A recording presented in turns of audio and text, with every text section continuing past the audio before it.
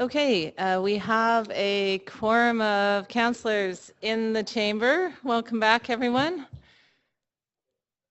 So as advertised about this time last night, 9:30 p.m. as opposed to a.m., we are going to start with staff who probably got even less sleep than most of us working on the questions that we emailed, so thank you for that. After staff are done, we may have additional questions, and then we'll move into decision-making mode. Ms. Pickering, welcome. We would love to hear the answers. Thank you, Councillor Reimer. Members of Council, before I turn it over to Kent, who's going to respond to all the questions that Council sent, I would just like to take a moment to help us sort of reground and regroup on where we've been with this particular plan and the process and the level of engagement that has been carried on. 85 workshops and tours, over 2,500 survey responses, 1 year of the Citizens Assembly work, so 11 full Saturdays for them and additional work that they did on their own. We had over 70 speakers yesterday, an hour and a half of council technical questions before we began the speakers list, and we have an additional 40 questions posed to us by council today. We've had extensive engagement with our partners within the city in engineering, housing, parks, facilities, finance, etc. We have met with every group who we either identified or requested a meeting with us regarding this plan all through the various phases of it.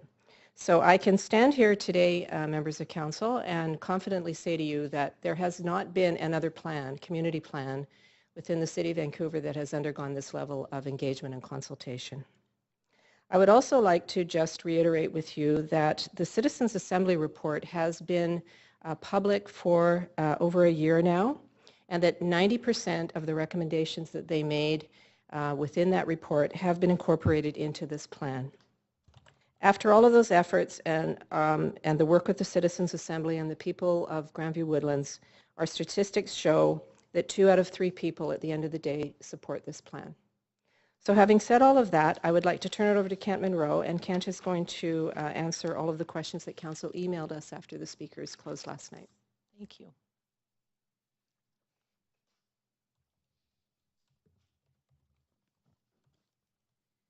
Good morning.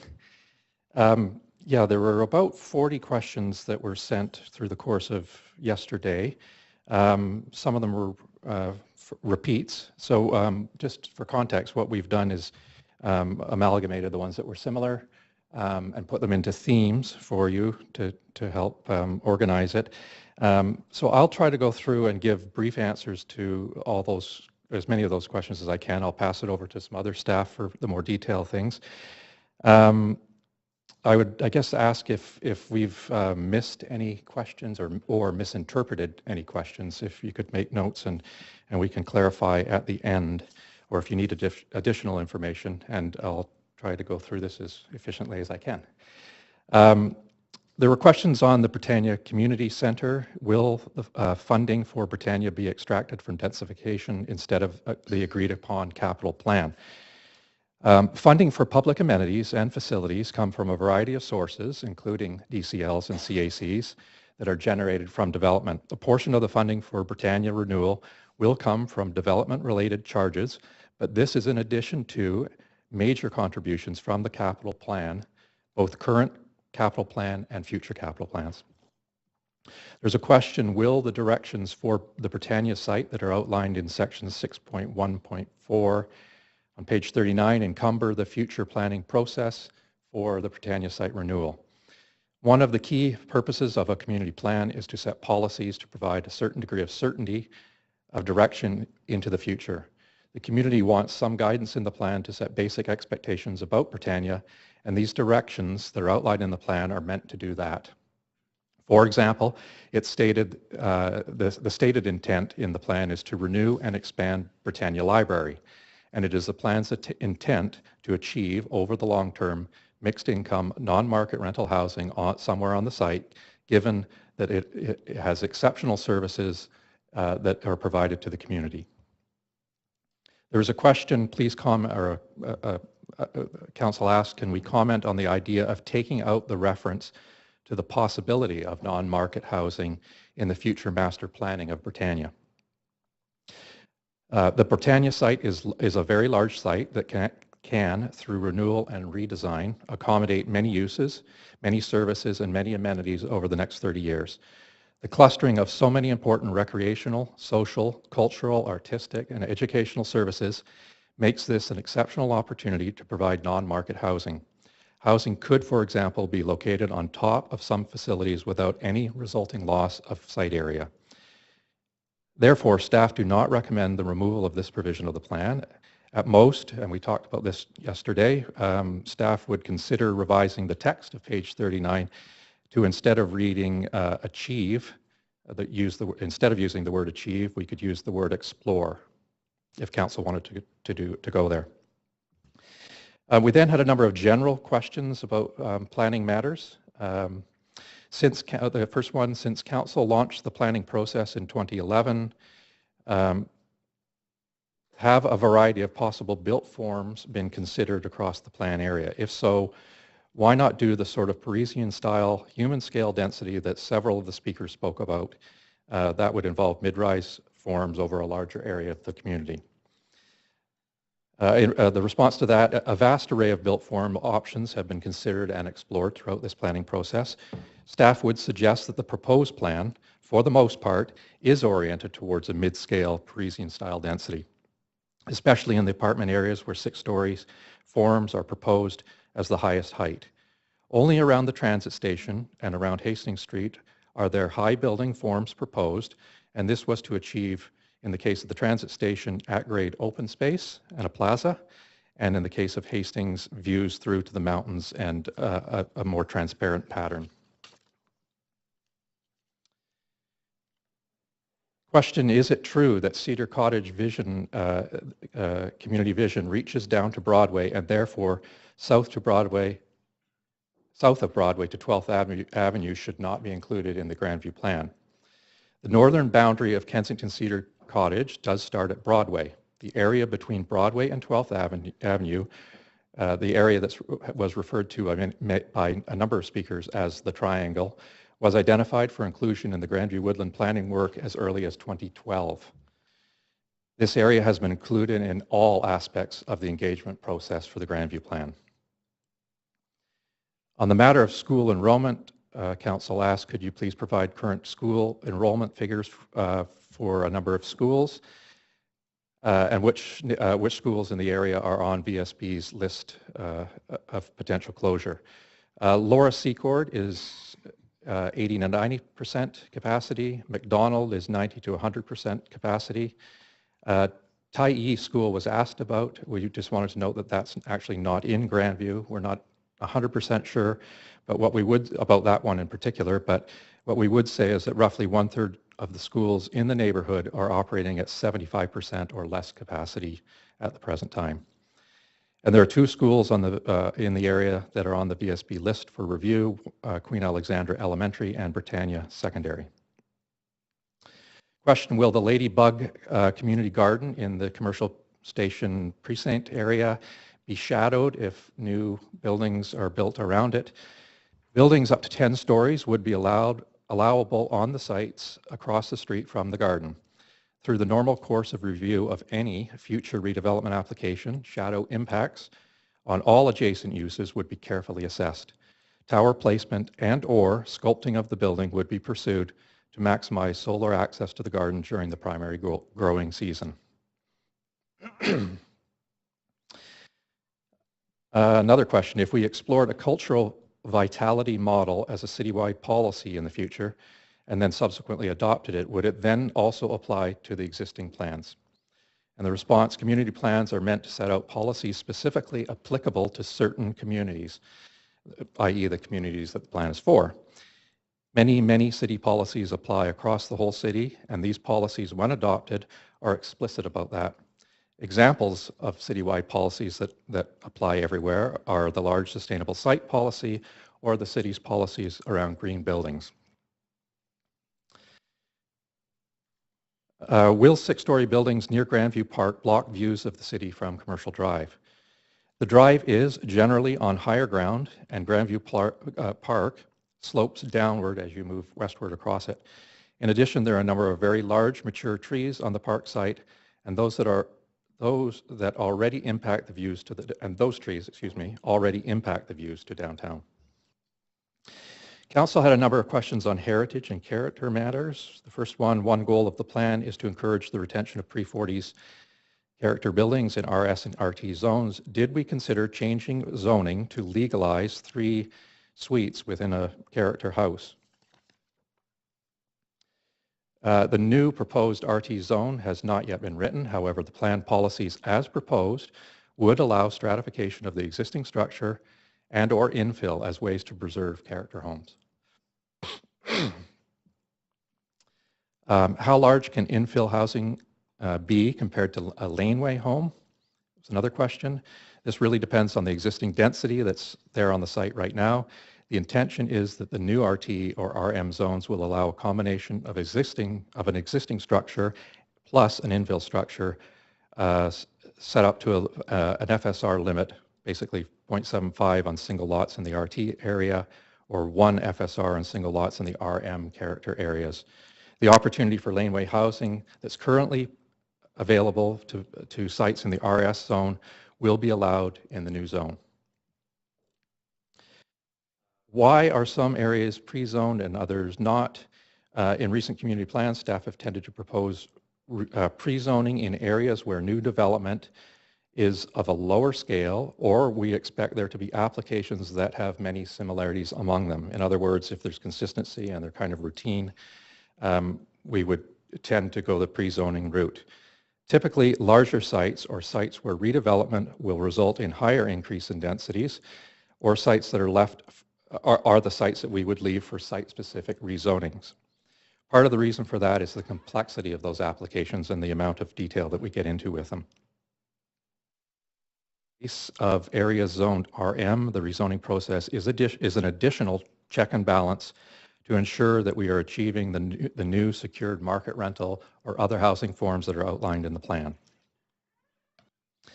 We also had a question about are the specified densities in the plan fixed maximums? If they are, is it prudent to do that? And should there be some flexibility? We heard that from a number of speakers. The way the plan is drafted right now, the densities outlined are fixed. However, we do understand and here we've had a number of landowners approach us.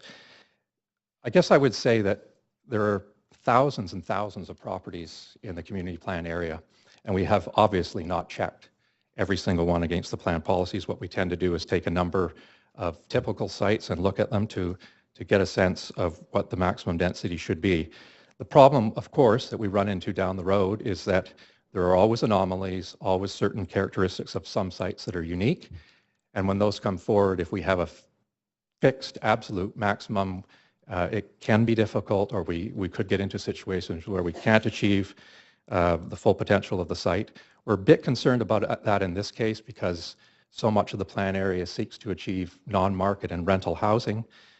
It would be a shame from our point of view to potentially lose some of that, those other forms of housing because you're constrained by a fixed number. In other plans, we have incorporated some flexibility. So if staff would be willing to entertain or willing to support a bit of flexibility in the plan to allow the density numbers to tweak, maybe say 5%, so that we can achieve all the goals of the plan in the future as applications come forward. Had a number of questions on the commercial Broadway Transit Precinct. First one regarding the Safeway site. How does the plan address the issues around the plaza, the tower floor plate, and the grocery store size? The sketches that are shown on page 100 of the draft plan illustrate just 2 of a multitude of different ways that this site may end up being configured. Staff was deliberate in labeling these as conceptual site diagrams, and the footnote is added at the bottom and it's intended to make it absolutely explicit that there's design flexibility around massing and building location if and when a future application comes in. The plan reiterates the city's typical standard practice around tower floor plate sizes. While there is flexibility for design exploration for this site, the intent of this policy is to establish clear parameters if the ultimate design solution for the site ends up being a tower and podium format.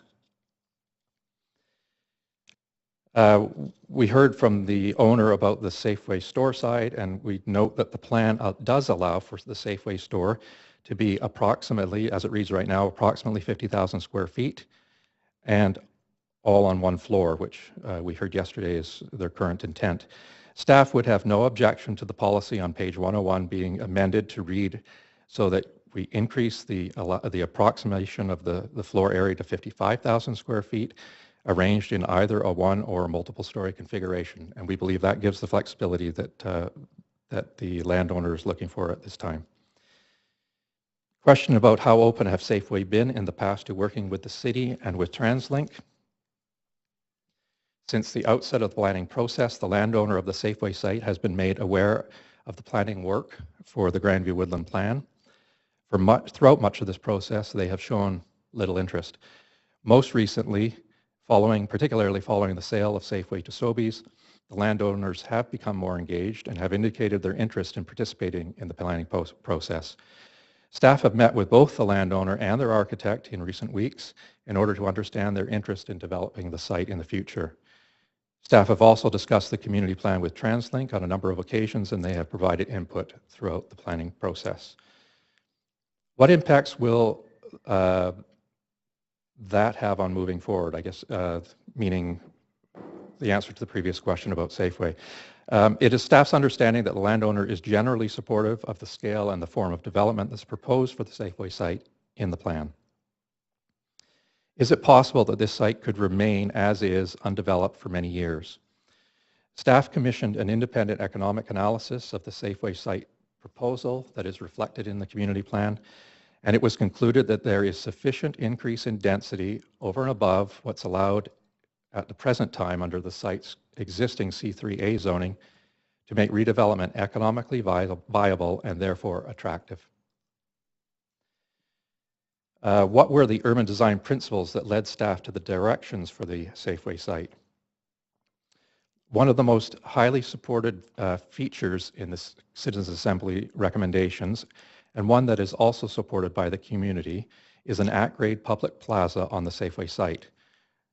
Other locations were considered, but this is considered to be the preferred and most desirable location. The exact location on the site, its configuration, the plaza that is, or its exact dimensions are not specified in the plan, so there is flexibility for design exploration through future stages of design work.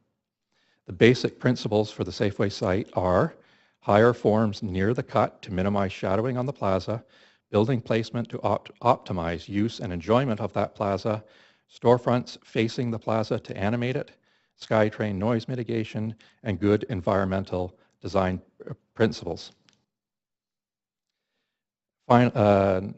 Not finally, could a plaza be built over the cut was a question. Technically, yes, but it would be very expensive and it would require approval of the rail operators that operate in the cut. And it is considered to be unlikely or in the least very time-consuming and arduous. Staff have considered this idea and have concluded that the Grandview Cut is an existing physical landscape feature in the community that is valued by the community for what it is. It does and will continue to provide a well-defined green boundary between the transit precinct on the south side and the lower scale neighborhoods to the north. Were people in the triangle area around Laura Secord School able to sit on the Citizens Assembly?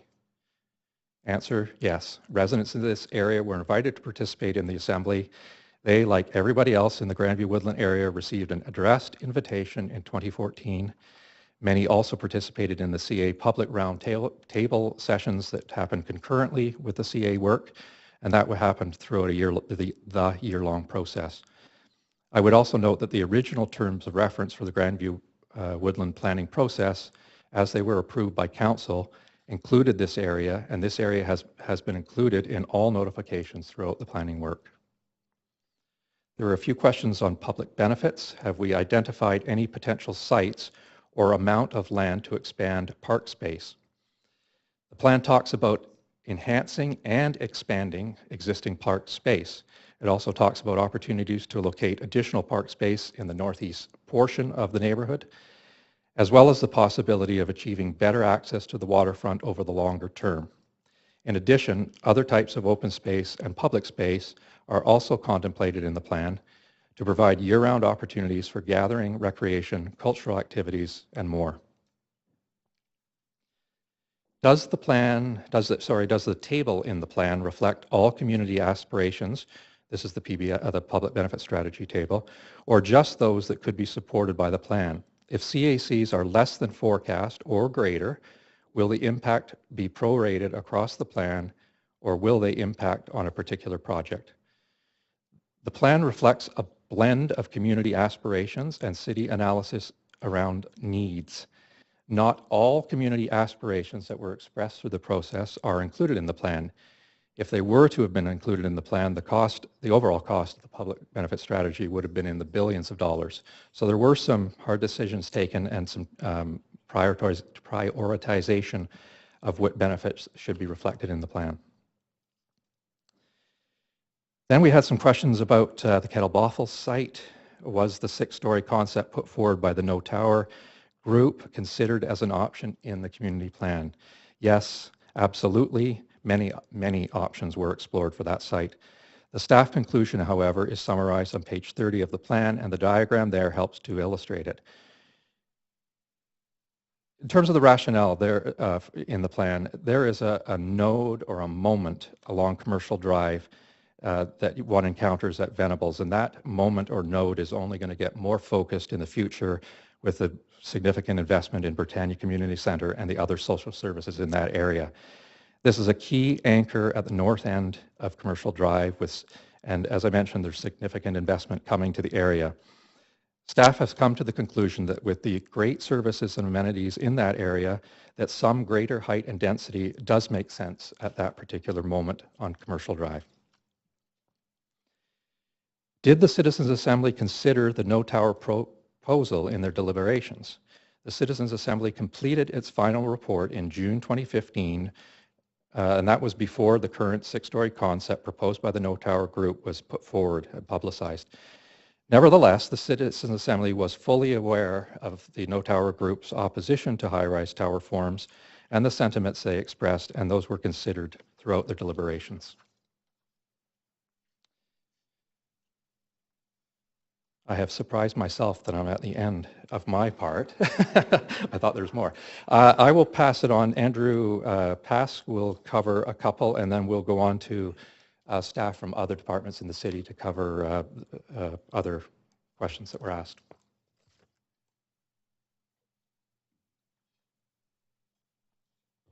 Thank you, Kent. Okay, a couple of other questions were put to us with respect to the consultation with the Aboriginal community and also with zoned capacity. So I'll take those two questions in turn. With the Aboriginal community members, the various organizations and communities at large in Grandview-Woodland. We had a number of engagement-related activities throughout the process, going right back to the very beginning before we'd actually even launched the plan properly. We worked with service providers, including Anya and the Friendship Centre, Vancouver Native Housing, and Luma and others to design the terms of reference for the community plan. We had, as we moved forward through the planning process, the participation of another organization, Alive, which is active in the neighborhood, with our process design and our ongoing work on engagement activities. We did outreach and participatory planning work with activities in National Aboriginal Day, I think on 2 occasions, possibly 3. We undertook focused workshops with members of the Aboriginal communities at the Friendship Centre. We retained the services of Anya, in particular some of their youth programmers, to design a focused engagement activity for the clients at Anya, people using that facility to find out the planning aspirations of members of the Native youth community. We held meetings with the Vancouver Aboriginal Persons Advisory Committee. We had a focused consultation event as part of the Heritage Context Statement consultancy.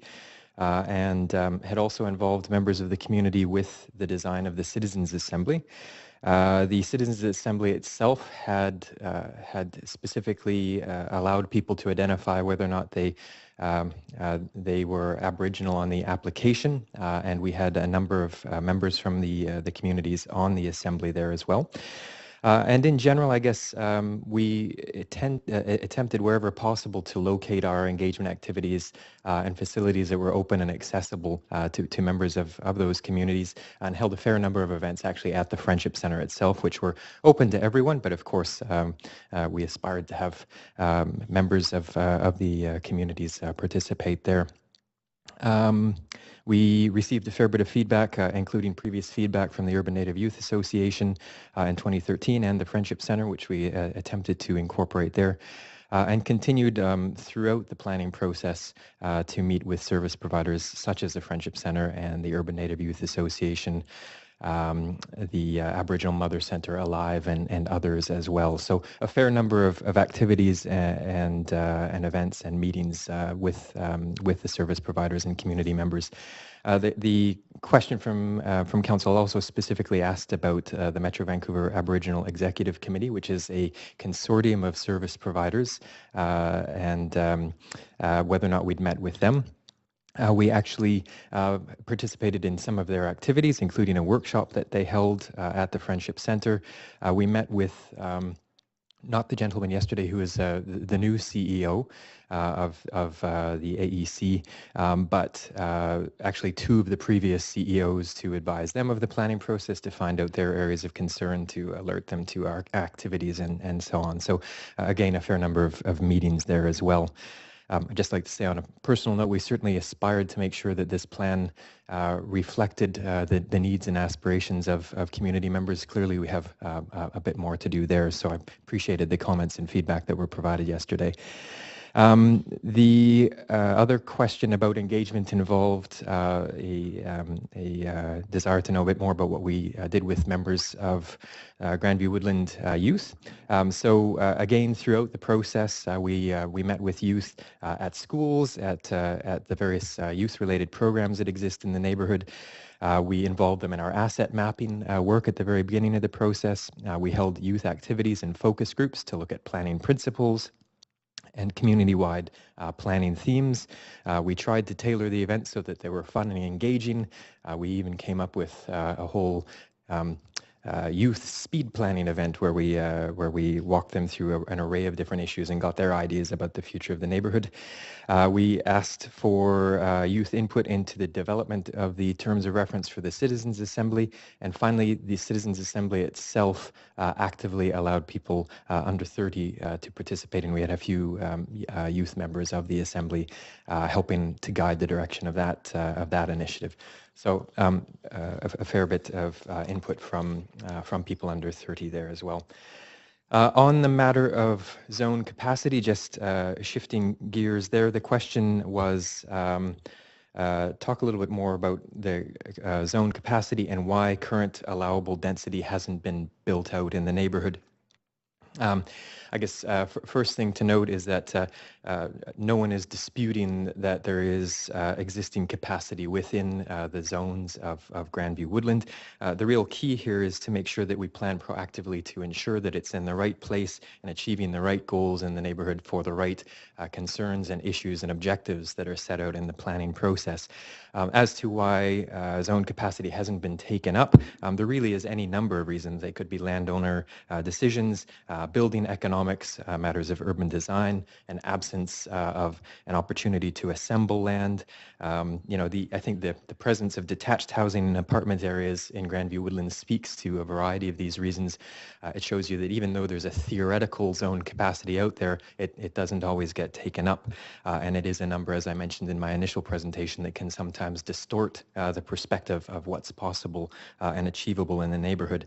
One thing to note with zone capacity in Grandview-Woodland is that if you really did direct planning to try and uptake the zone capacity that you have, you'd actually be putting pressure on one of the areas that people most want left alone, and that's Commercial Drive, which, as I think everyone knows, is typically 1 and 2 and sometimes 3-story buildings, but is zoned for 4. And so there's a fair bit of capacity there. But of course, that's the one area where people said, please try and protect the character and rhythm and heights and densities that you have. And so that's one thing that we actually tried to be very attentive to in our planning work. I think I'll turn it over to Lon Leclerc. Good morning, Lon Leclerc here, Director of Transportation, here to answer some of the transportation questions. I'll be pretty brief. We had 3 questions related to transportation, one on transit, one on complete streets, and one on traffic around Laura Secord School. In terms of the question related to transit, is there a point at which too many people make it hard to manage the station, and will building more density alleviate transit at the hub? The one thing I want to say about transit in this neighborhood, this is a very transit-rich neighborhood. Big regional services pass through it, both on Hastings and on Broadway, and of course with the Expo and Millennium Line. These are the busiest points of our busiest lines in the entire region. So Expo and Millennium Line moving around 400,000 people a day. At the peak busiest point on the Expo line, we're moving 15,000 people an hour. I only want to put it in context because what's happening in the neighborhood there is actually a pretty minor part of the expansion that's planned for that area. As a big transit area, the expansion is underway. Of course, people may see the construction of the expansion of the station of Broadway is underway right now. The regional investment plan that's been worked on with the federal and provincial government is seeking to secure 28 new SkyTrain cars. That's a 12% increase in capacity on the Expo Millennium Line. Hastings B line will be in service next year. And in addition to that, we are looking, as part of Complete Streets, which is next answer, we will be looking at service reliability for the number 20.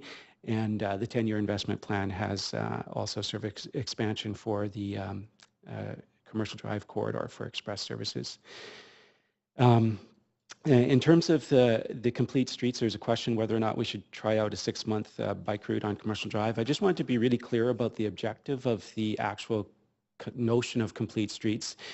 Where streets are narrow and opportunities are limited, we're actually not proposing to do anything, and that would kind of apply to the north section of Commercial Drive and most of the streets within the neighborhood.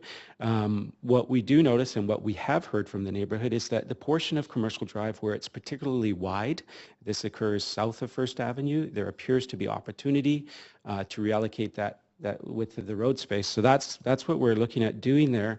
And it's very much about making that street feel better and it actually being a better experience, actually being more of an attraction, more of a magnet for people to walk and bike and take transit, of course.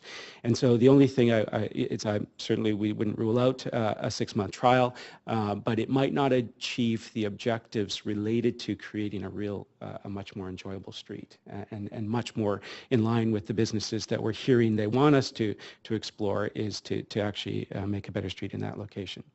With respect to Laura Secord and the neighborhood in the south there, having the comments that we have right now, we'll do a safety review of the area immediately. That will identify real safety issues, and of course we would remedy those as per our usual programs. In addition to that, we'll reach out to Laura Secord Elementary to explore their interest in pursuing our Safe and Active Routes to School program. So that's a program where we go school to school, and there we're not looking for actual demonstrated safety issues. We're actually looking at perceived safety issues to make people more comfortable with walking and cycling to school, just because sometimes a perception of a barrier is bigger than an actual barrier, and so we would actually pursue that with them. That's it for me. Grace is next. Grace Chang, Senior Manager, Long-Term Financial Planning. So there are a couple of questions with regards to finance. In particular, the first one is about the funding source for Britannia. So the question is, Table 1 on page 16 states that $14.5 million is needed for Britannia, and then the rest basically is $83 million is coming from partnership contribution. So just to explain, partnership contributions typically includes nonprofit partners, fundraising, capital campaigning, but the major chunk of it basically here is the contemplated contribution that we're seeking from the provincial government and federal government. And this is consistent in terms of the strategy that we have been working with the federal government in terms of their future contribution and involvement in social infrastructure, housing, and the likes of it. So in the current capital plan, we have provided for $25 million for the Phase 1 Britannia renewal. So the rest of it, it will be coming from the future capital plans based on future funding allocation, which is typical, typical process. And this is also stated on page 220 in the plan. So there's another question about what is the role of CAC in triggering amenities, and will they be, are they preconditions for creation of an amenity or just a funding source? So in general, just want to indicate that CACs, as well as other growth-related financing mechanism like DCL and density bonusing, they are all various funding tools and mechanisms to secure amenities to service growth. So basically, CAC is only one of it. It's not all. Depending on the type of CAC that we are securing, if it is in-kind CAC, it will be delivered and triggered as part of the whole rezoning enactment, and also it will be delivered as part of the project delivery timeline. However, there could be cases where we're getting CAC cash, or for density bonusing, it could be just kind of like fees that we're getting. So those will be collected and set aside in a reserve, and council will have the authority to allocate the money to deliver other amenities as part of the capital planning and budgeting process on an annual basis. So I think that's it. Good morning. I'm Edna Cho, Senior Housing Planner with Housing Policy and Projects. I have two housing questions I'm going to answer. The first one is, what is the intent behind changing the inclusionary zoning for non-market housing to 20% of residential floor space instead of 20% of units?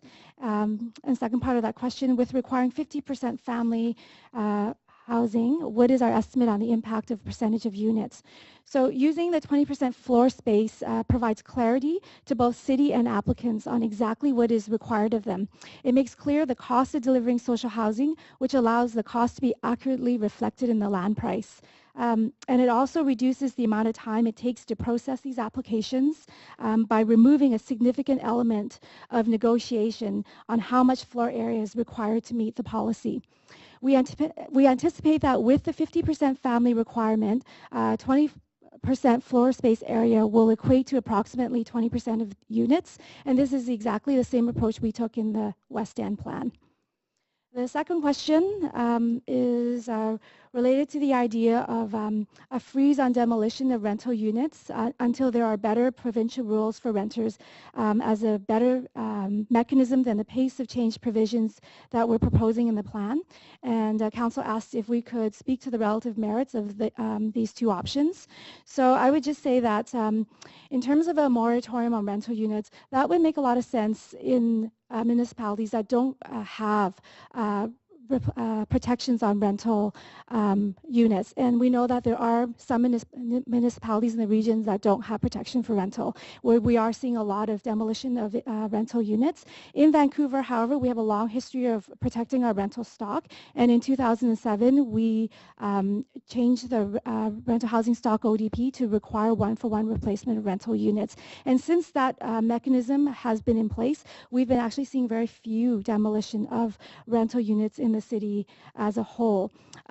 So our provisions are already protecting our rental stock in that place. However, what we are seeing that is happening is that renters are being displaced through things like renovations and configuration of units through building permits and the like, which is allowed through the RTA. So a moratorium on rental would not protect renters against that, unfortunately.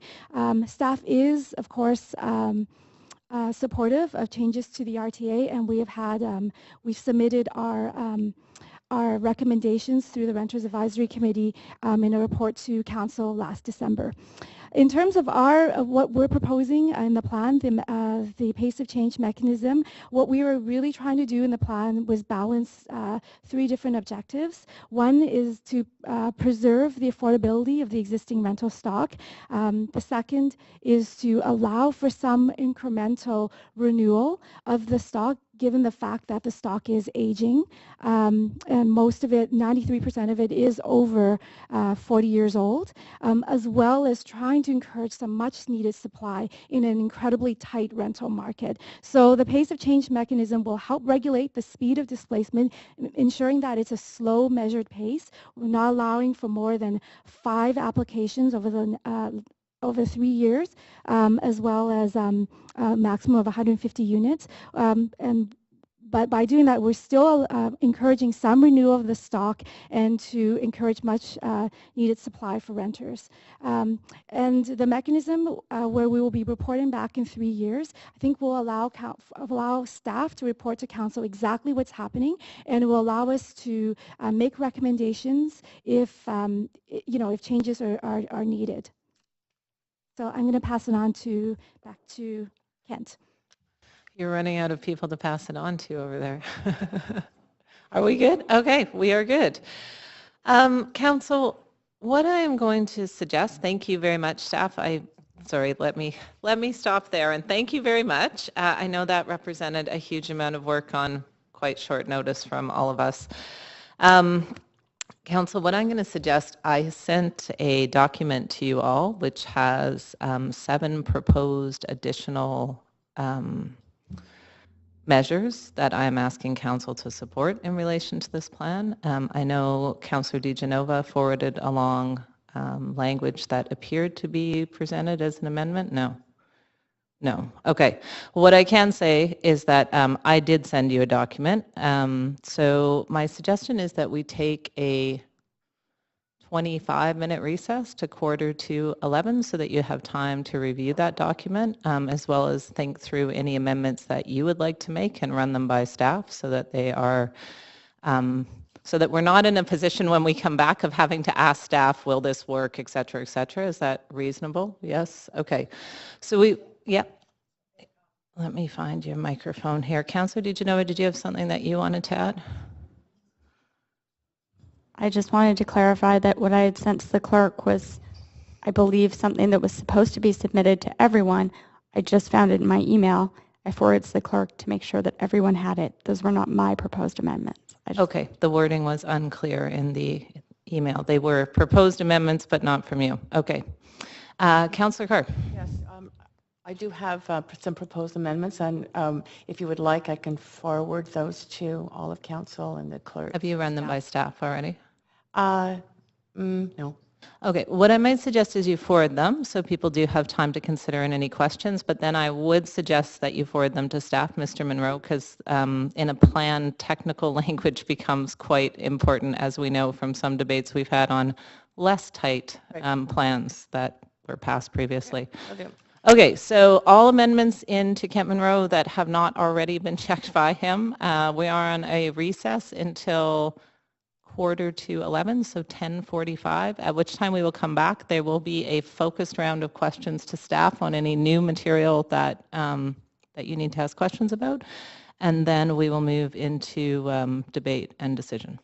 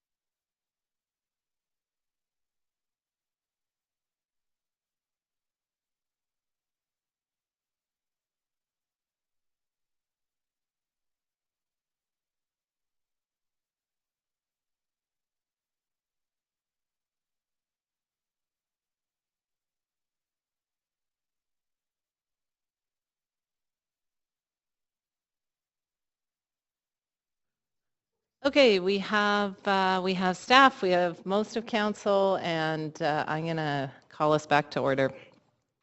So a few procedural things.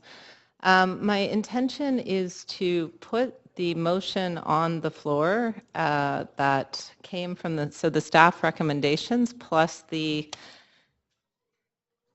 7 items that I forwarded to council by email. And I thought what I would do is put those on the floor. And then what I would like to say is that I appreciate this is a complex item. I have put a lot of additions on the floor. I understand there will be other amendments coming from councillors. And that I am in the awkward position of being in the chair for this section. So I am quite happy to vacate the chair if council prefers that the vice chair, Councillor Ball, takes it, but I'm also happy to steer us through this. So I'm at council's discretion. I just don't want to be in the middle of debate and having this discussion. Okay, then I will, everyone's fine?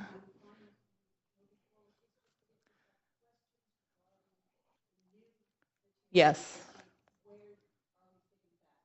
That will be the next step, but I wasn't sure if that would be me or you doing it. So if folks are fine with me staying in the chair, then I will lead us to, okay, so what I'm going to do is get the motion on the floor. I am not going to speak to it because I think that questions would be the next logical step, and then I'm happy to speak to the motion.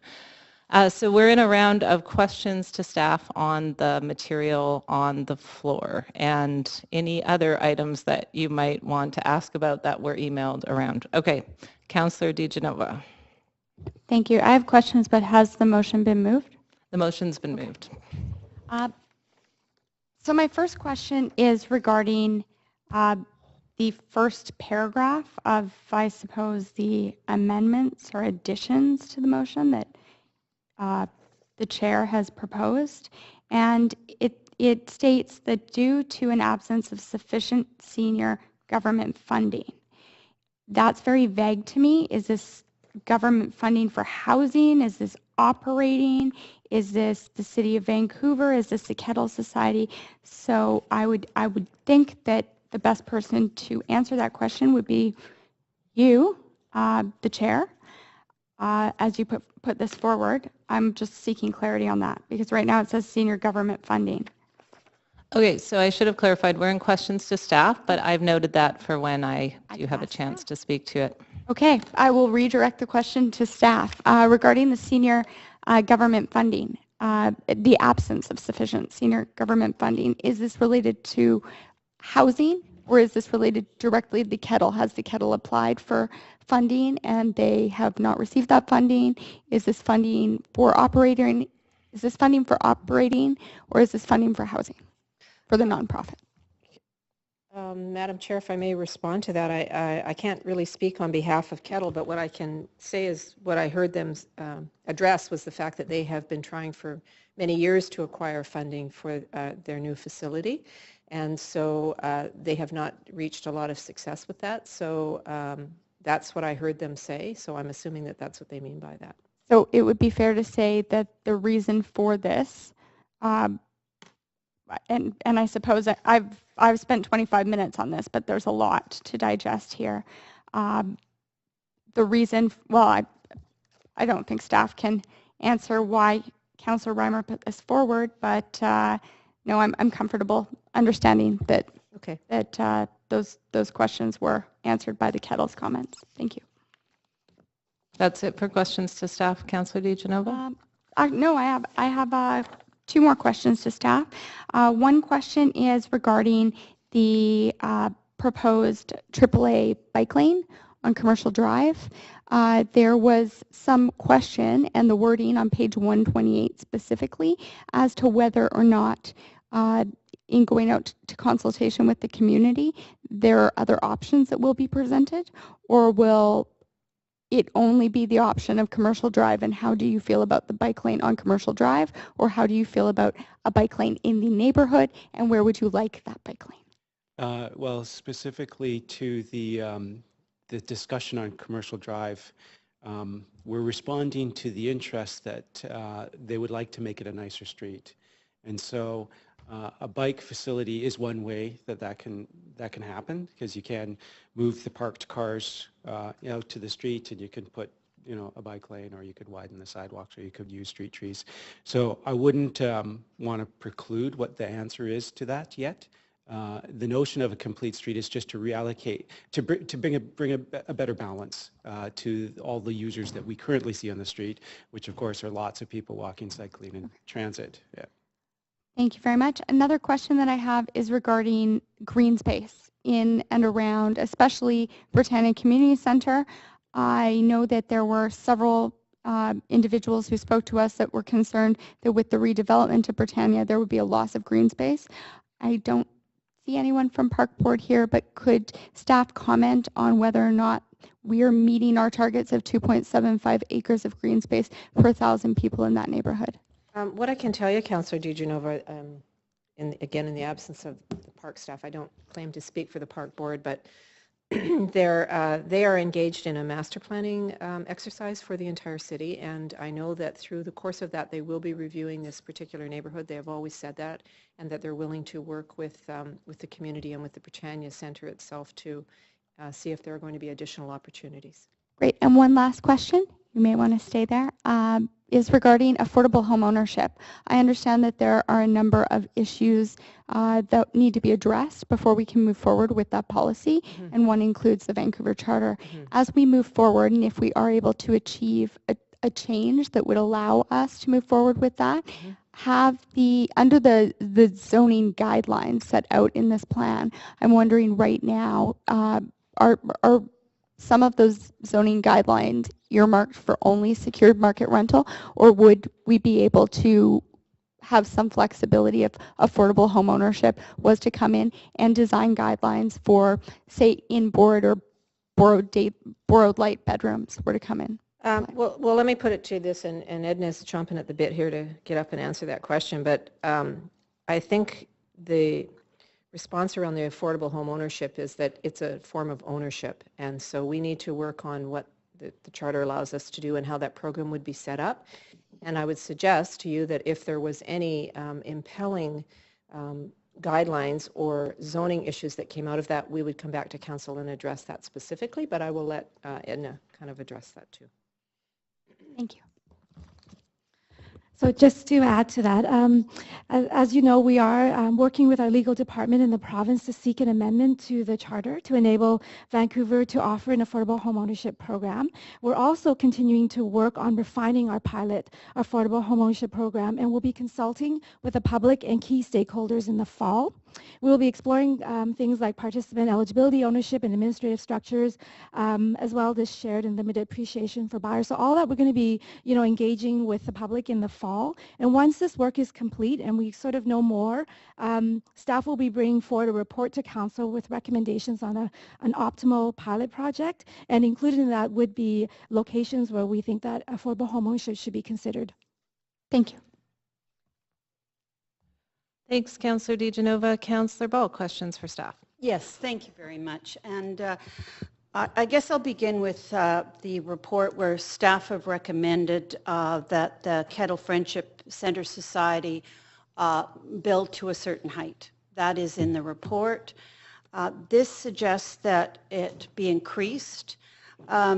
It does state that there is an absence of senior government funding, and whether that's federal or provincial, I'm not sure. But we do and have had in the past and still do, we have representatives in Ottawa who bring to the government, the federal government,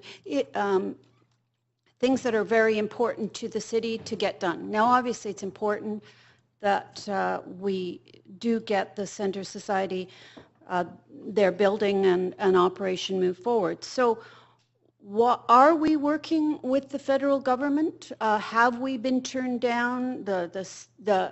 What is happening in terms of representation for this project, given that we do have a representative there?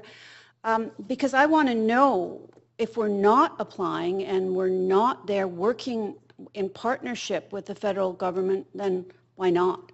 So I'd like to know that particular answer.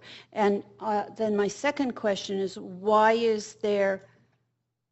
was the height that was recommended in the actual policy recommended at that level? And that would help me to know where to go here. So in regards to the first question, Councillor Ball, it might be better addressed by some of your counterparts on council, but in terms of the staff review of that, I mean, there isn't anybody here from social policy who could address that, but I know that most certainly if there is funding available, the City of Vancouver would be trying to acquire some of that. Whether that be for operational or for capital, we are always working very strongly with both our provincial and federal counterparts. So from the staff level, in answer to your question, have we pursued that? My response would be yes, we have been pursuing that. In terms of the height at that level, the recommendation that we, or the policy that we put into the plan was intended to address both community concerns as well as the provision for the Cattle Society to grow. And our initial analysis showed that the level that we placed in the plan as a starting point was reflective of that.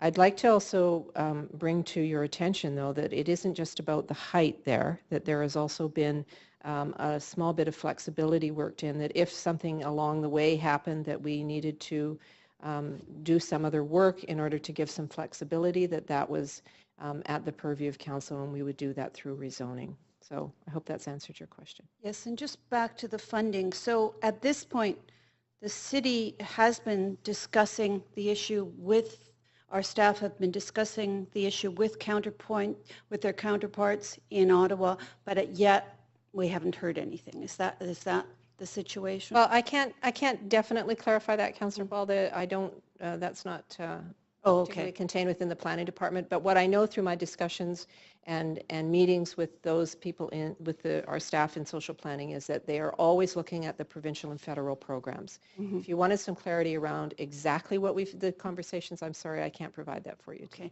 Hopefully we can find it another way. Yeah. Thank you so much. Okay. Councillor Bell, I might ask Mr. City Manager, who I know sort of is the quarterback of all the different staff efforts on all the different levels of government and programs, to provide some points on the issue of seeking federal and provincial government funding. Thanks. So as you know, indicated, we've done a fair amount on that recently. We're certainly engaging with different levels within the federal government. Our primary focus is to pursue funding for initiatives that are in the capital plan, that are already on the horizon, rather than obviously creating new projects based on new funding opportunities. But when the government does approach us, or when we see an opportunity, for instance, innovation funding or whatnot, we will see programs that we have and see how we can move them forward to pursue that funding. So what comes out of this plan, obviously, will be a primary focus for federal funding, and we'll be pursuing that through Britannia and many of the other initiatives that are in here. So this will obviously elevate these things into prime time for us. Thank you. Does that answer your question? Not quite, but it's close. Okay. Thank you. Great. Okay, Councillor Affleck. Thank you, Madam Chair. Just two questions, or two sections, which I assume are J and K, I think we're at here. So the first one is regarding transportation. I think it's Mr. Leclerc. Just wondering, this stakeholder advisory group, parking and transportation stakeholder advisory group, I don't know if we have any precedent for this. Is this a new kind of thing? I'm wondering how that, in your mind, might work with your department, if it creates problems, or just get your opinion on it for your department. That would be appreciated. So we do find that advisory groups can be really helpful, but it's important that the task is really focused. And the recent example for us would be the False Creek South Seawall. Very, very complicated and challenging project. We struck an advisory committee that's specific to the task, and it's very, very helpful and productive. I think a generalized transportation advisory group is a real challenge for us, and every neighborhood would probably want one. but it's difficult for me to say. It's difficult also when we get people in a general transportation. Some people are very concerned about parking. Some people are really concerned about biking. And so they find that they don't have much in common. So that's a bit of a struggle for us as well. But advisory groups, when they're focused on a specific project, can be very helpful. So you see this one as a general one as opposed to a specific one? I'm concerned that it might be general, but I would, if I could offer a suggestion, that might be worded so that it's specific to project specific. Project specific. Yeah. Okay. Thank you. I'll maybe leave that too. We'll talk about that. Then the final one is K, which is regarding the secured market rental. I'm wondering if staff could provide me with some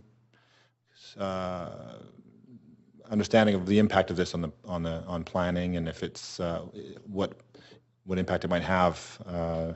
It's very specific to a neighborhood. The 200 foot can be considered as a discretion. I mean, I just need some more depth to this so that I understand what impact it might mean to your department, or if it's enough. It's quite broad in some ways, but.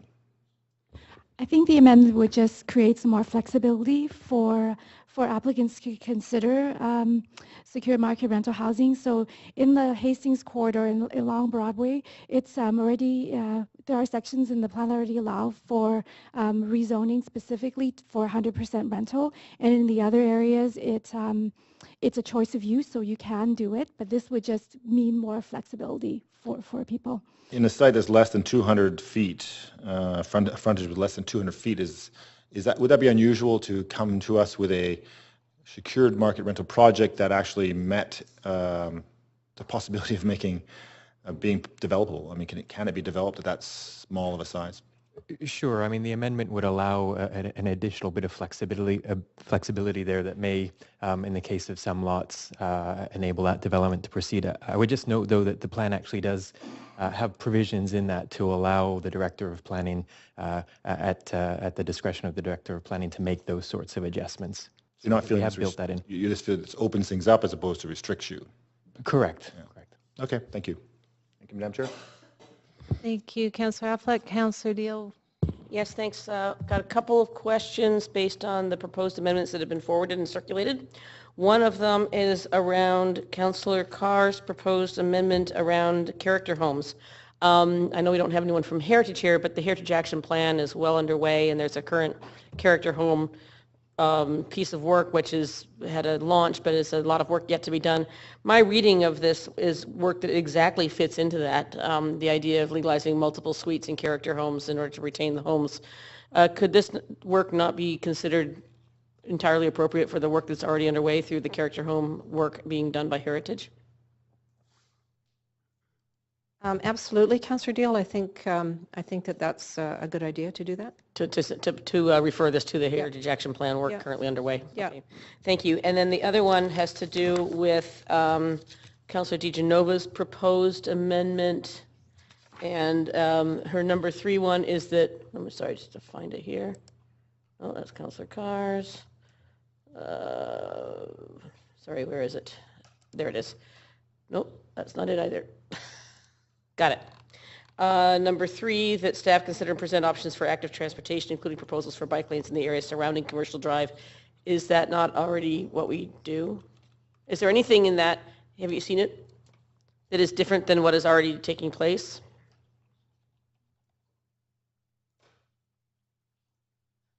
It seems to be like that's no. exactly... In fact, it's actually a little bit redundant because we actually are doing that. That's already doing that, so that's redundant. Okay, thank you. It's good. Those are my questions. Thanks, Councillor Deal. Councillor DeGenova, did you have additional questions? I did. I had a question along the lines of Councillor Affleck's question regarding Councillor Reimer's, I suppose, the last point I suppose 100% secured market rental as a land use possibility. Do we not, it says to facilitate additional and new rental in the Broadway corridor. Would that not be redundant because we're already doing that through the Rental 100 program? And then on top of that, my concern with, and it's along the lines of Councillor Affleck's question, but if you are able to move forward with sites that have less than 200 feet of frontage, then what I would guess that we're doing in a rezoning is building a terribly tall building. I'd be concerned about what that would look like if it is a rezone, because usually then that site you wouldn't be able to rezone it. So you'd be rezoning it to do 100% secured market rental. But working backwards, what you would have would seem to me to be exactly what the community has said that they don't want. So I'm wondering if this is kind of redundant, because we already encourage secured market rental through our Rental 100 program. And if so, are we choosing a favorite child here in types of housing? Because I don't see this for affordable home ownership or family housing. And I don't see family housing marked in here, so would that also apply to the 35% family housing?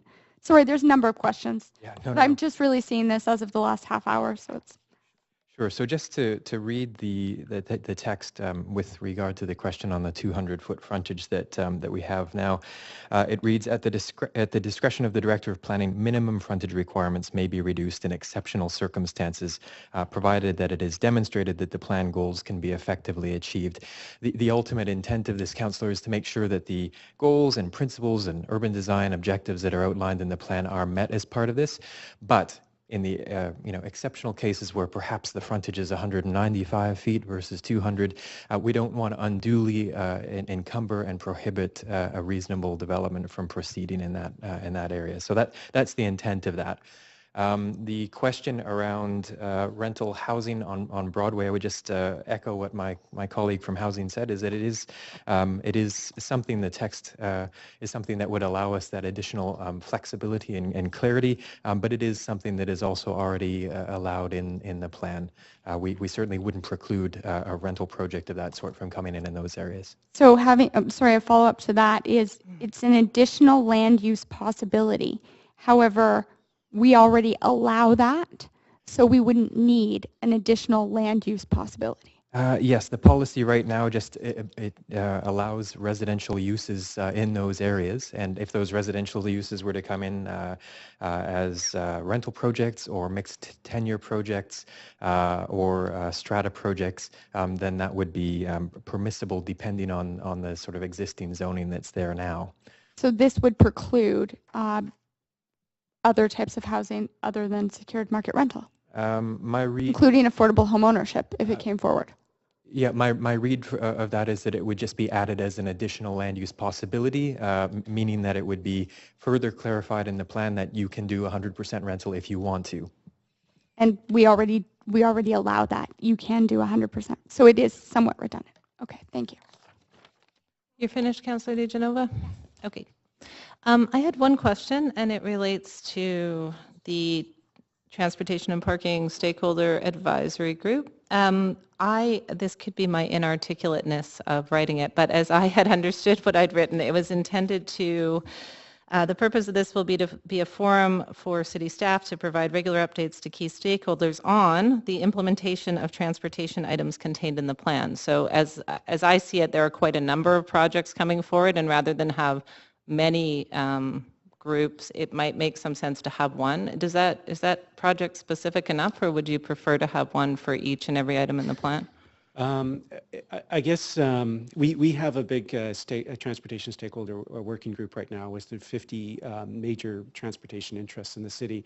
And we find that if there's not something really active that we can really present and talk on, the group starts to lose interest. Mm-hmm. And so if we are truly active and for the projects that we're bringing forward, then there might be some cohesion and we can get some good attendance and participation. But if a couple months go by, half a year or something like that, and we're not active, then it's a bit problematic.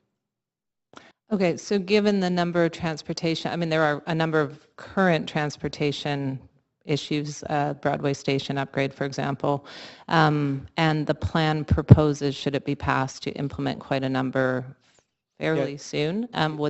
Would you prefer a group for each of those items, or one that dealt with all the items? Well, I guess the big project that we're thinking about right now is the complete street on Commercial Drive. And it would be really good to have a group that is focused on that. We could also include other issues into that group and see if that works. That could be a good idea.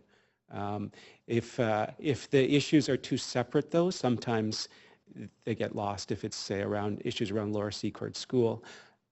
And on commercial, we're talking about businesses and how the street is looked. It's just one of those things that it's a difficult thing to keep everyone's interest.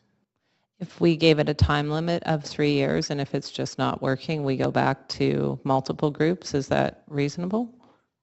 I mean, of course, we would take direction from council on that. Okay, I appreciate it. Thank you.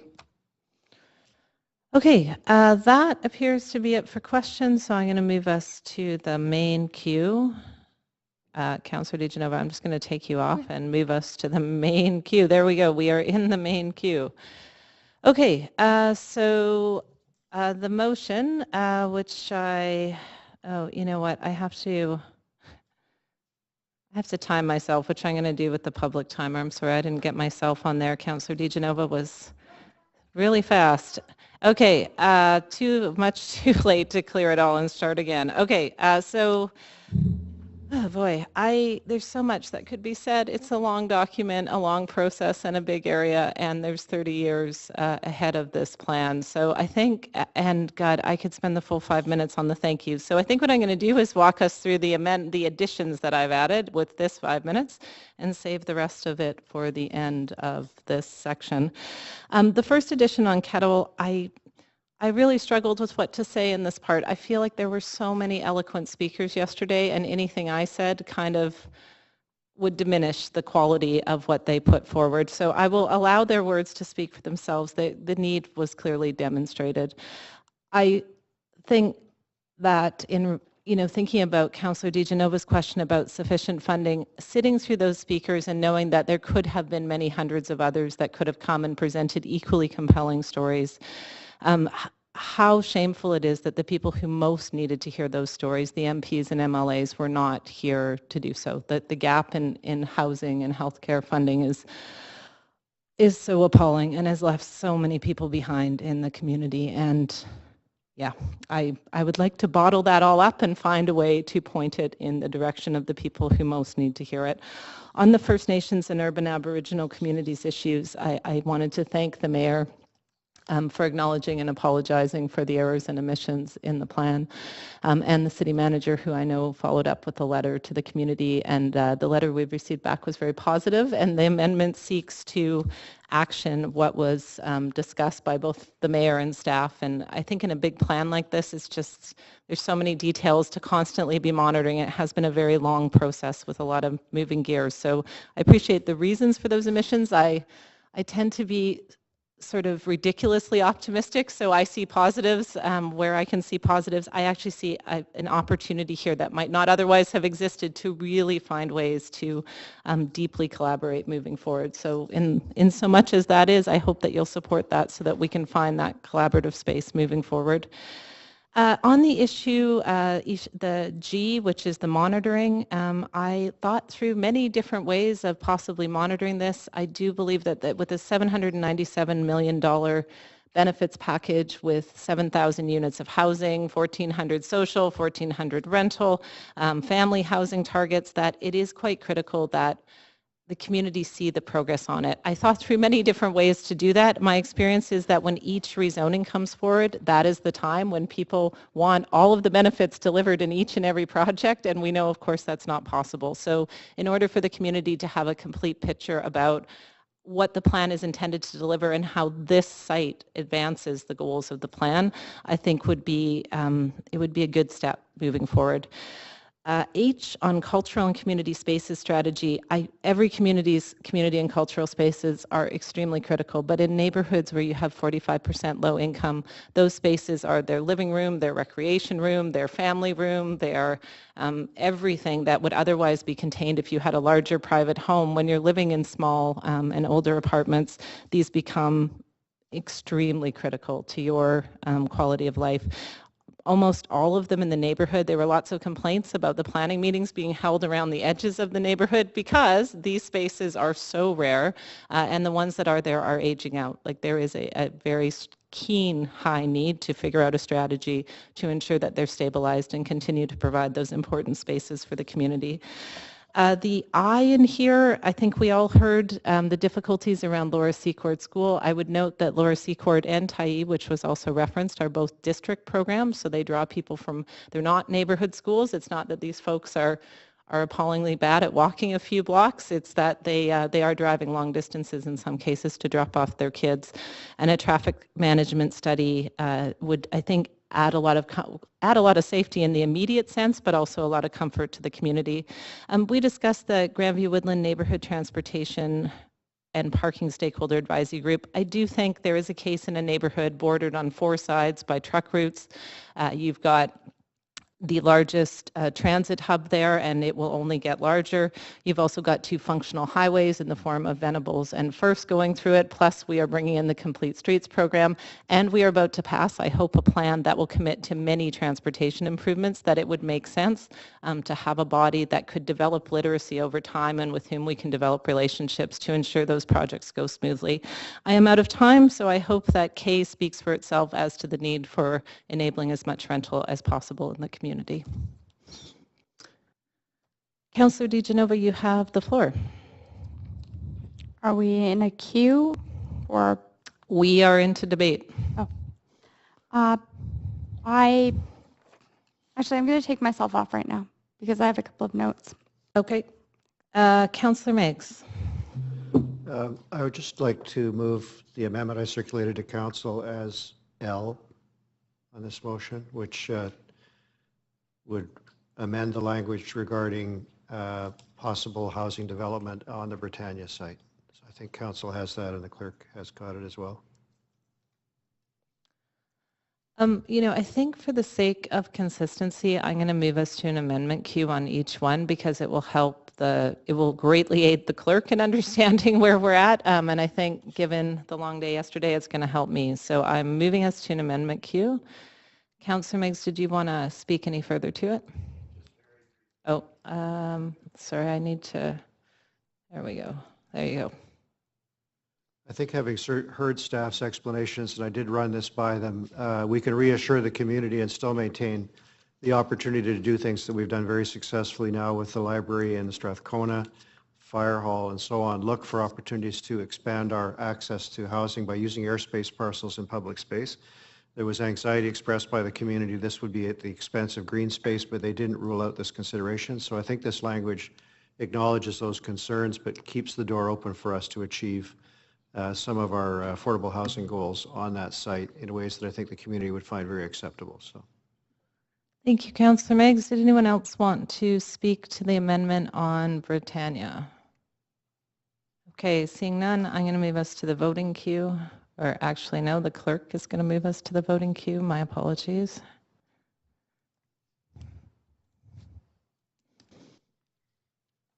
I have 3 councillors, 1 councillor. Councillor Stevenson?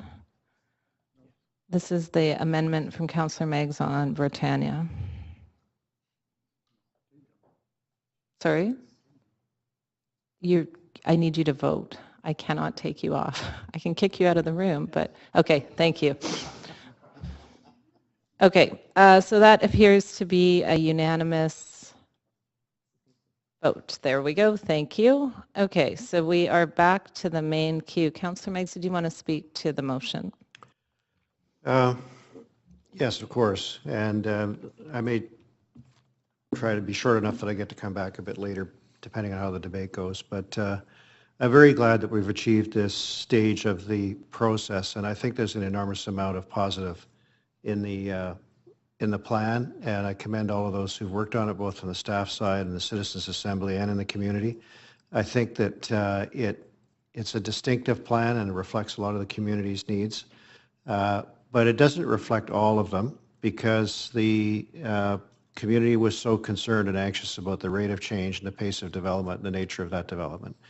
So I really welcome the commitment to rental. I think that the support for gentle densification across the neighborhood and a commitment to affordable housing are all really excellent achievements. I think that Councillor Reimer's proposed changes are very, very good ones. And I'll go through them very, very quickly, but I think I'll just focus basically on the Kettle Boffa one. not so much the specifics of it, but because it became symbolic, in my view, of the issues that the community was wrestling with that went far beyond this particular proposal. I mean, one of the things that struck me when the Citizens Assembly reported was the enormous emphasis on social housing and the need to support people who need in poverty, people who are feeling marginalized, people who are marginalized, people who are working on mental health issues. And some of the strongest language in the report of the Citizens Assembly was directed at the provincial government for its failure to provide appropriate support to people struggling with mental illness. At the same time, the community, through the Citizens Assembly, was unable to come forward with a plan that was strong enough to generate some of the resources necessary to achieve all of the goals they had for social justice, and at the same time they were unable to come up with a solution that in the eyes of the kettle would be sufficient to achieve their objectives. So I think that the plan reflected a big struggle that's ongoing in the city, frankly, between what people experience in their communities today and what they expect to happen in the future and what they understand about the very tough realities we face in the absence of provincial support for a lot of the services that people are looking for. Britannia is a second case in point. That project was substantially built with provincial funds. And we don't see any volunteering happening right now from senior levels of government at this stage. I hope that changes, to step into what's a very expensive project that is desperately needed in that community. In fact, this is a question mark over the future of the school, notwithstanding the fact it provides absolutely essential services, not just for that community, but for our First Nations and Aboriginal students citywide. So I think this is a very, very important date because of all the work that's been done, but I think that we need to be honest with ourselves that the really important and legitimate aspirations of the community cannot be achieved, as the staff have indicated, with the resources available in this plan. We'll make it a long way down the road, but not as far as we might have under different circumstances. But that's how the community wants to proceed. So I think that we should. I would just say two things in final remark is that each of these plans is a community plan, but it has to reflect the wider discussions that have occurred regionally. There is no room, in my view, for communities to opt out of what's necessary for our broader region to achieve goals of sustainability, whether it's transit-oriented development or support for social services. And I don't think that there was any desire on the part of anyone in Grandview-Woodlands to opt out, but there was a lack of recognition perhaps of what it would take to opt in to transit-oriented development and to opt in to providing appropriate mental health services in the community for people who are from Grandview-Woodlands. And that's the contradiction that remains here. So I'm fully in support of the plan. I'm glad that this process is at an end. I really have enormous admiration for the staff who went back over this ground many, many times. But I will say that I think that we're going to need further discussion in our wider community about how we really deliver our regional responsibilities in the context of community planning. It's something that a lot of our community leadership are unfamiliar with and struggling with, and we're going to have to continue to work harder on it. I think the commercial Broadway site may fall short of what it could achieve with the densities that are contemplated in this plan, just as I feel that the plan probably falls short, unless it's amended today, in what it could deliver for people with mental illness at the Kettle site. So having said that, I really look forward to a positive outcome today, and thank everyone for the enormous amount of energy they put into it. Thank you, Councillor Meigs. Well timed. Councillor Jing. Thank you very much, Madam Chair. It's been quite a journey, and really the entire process took many years, but listening to all the speakers, the 70 plus, and our staff, and all the many letters and emails we get, it really defined for me what the neighborhood is all about. And one thing that very came clear was really about the people. It's about people and what they need and values, and that's what really made the neighborhood. It wasn't so much about the buildings and things like things. It was all about folk. And it was very heartening for me in the sense, as a psychologist and a professor of psychiatry, knowing that we're going back to basic principles, human beings again, is a pretty good thing. My remarks really is on the Kettle Boffo site. And I'm very much in support of the amendment to allow the Kettle and Bothell development go up to, consider up to 12 stories in order to make the project work. It absolutely is necessary. To suggest anything less that, you know, we can wait on government funding or whatever other ways of getting money would be absolutely criminal, is because people are in need right now.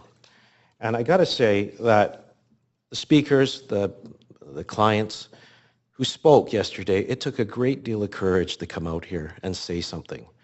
And I was absolutely moved by it. You know, Mr. Veli was just unbelievable. I mean, his comment that, you know, to stand here is really putting putting a test on the limits of my medication. That's how strongly he felt about it. Really, really meant something.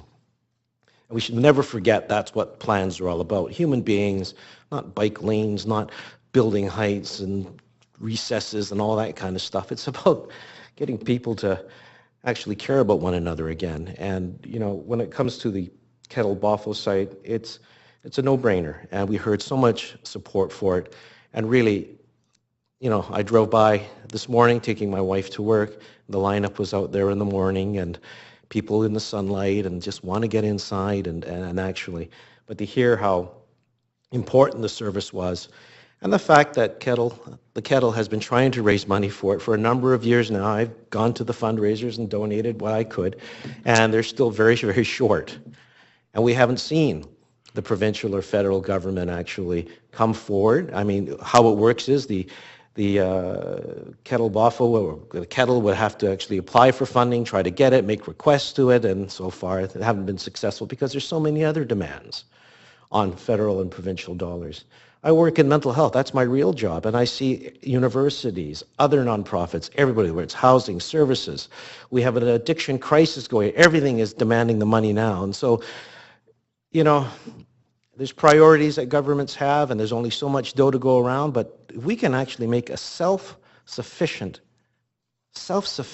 mental health center, is absolutely amazing. And as one gentleman said yesterday, I'm a taxpayer. There's only one taxpayer, and this is great. I demand you do this. I think, you know, hey, I'm with you. I'm with you. I think, too, thanking the No Tower Coalition, I know I talked to them quite a bit, and they had alternate proposals and all that, and looked at them very carefully. I know our staff looked at it. It was very thoughtful. They really tried hard to find a place for it to work. But the numbers just didn't add up unless there was immediate funding available now from a senior level of government, which right now isn't forthcoming. And then we'd be in another waiting game and lives would go downhill. But it's all about folk. So very happy to support everything. In particular, you know, for me personally, seeing the Kettle-Bothell amendment, anything less would be really a slap in the face of mental health and people. The other comments I have is on the triangle, and I really like the one on traffic. I spent a lot of time, I have relatives who live in the triangle, and they were upset about a number of things. And actually, after talking to them at some length, why they opposed things like density and whatnot, it really wasn't about density in itself, but rather traffic.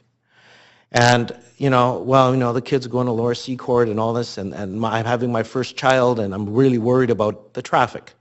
So I think this amendment really does get at the nub of that problem.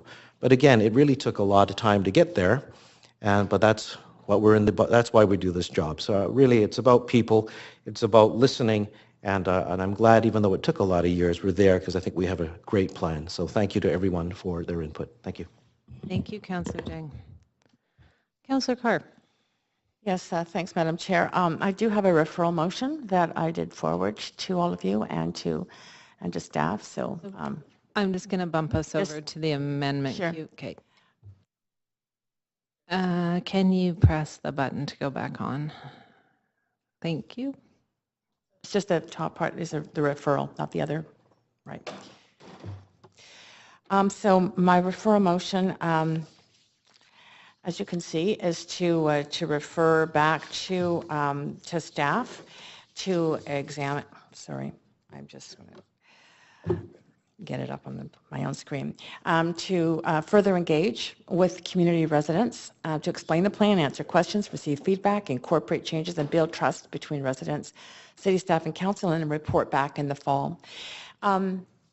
Why I'm putting forward this referral motion is, number one, because we were requested to have more time with people that I really believe we should be listening to. The residents from Grandview-Woodlands area council who have for years, if not decades, been the most engaged citizens in this community. From the local MP, Jenny Kwan, from the local MLA, Shane Simpson.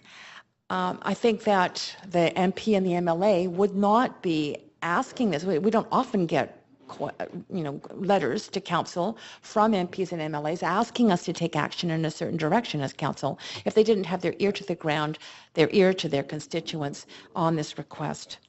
This is a 25 to 30-year plan, and I think 3 more months, a few more months is not, I think it's really important that we take that time. And I absolutely believe the residents who came to us to ask for that time, who said, you know, if only Andrew Pass could present what he presented to the Citizens Assembly to the community, to enable people to answer questions, to, you know, if nothing else, to gain a better sense of understanding of what this plan's impact would be within their community. And yes, I do believe it's also an opportunity because I have seen that there were changes made to the plan on the basis of a 1-month sort of review by some members of the community. So there was an opportunity to fine tune, just as we are at this council table, with the input of the citizens. I believe that we would only gain a positive outcome in terms of a better trust between the citizens and our council and our city, and a more engaged and supportive citizenry if we went with this route.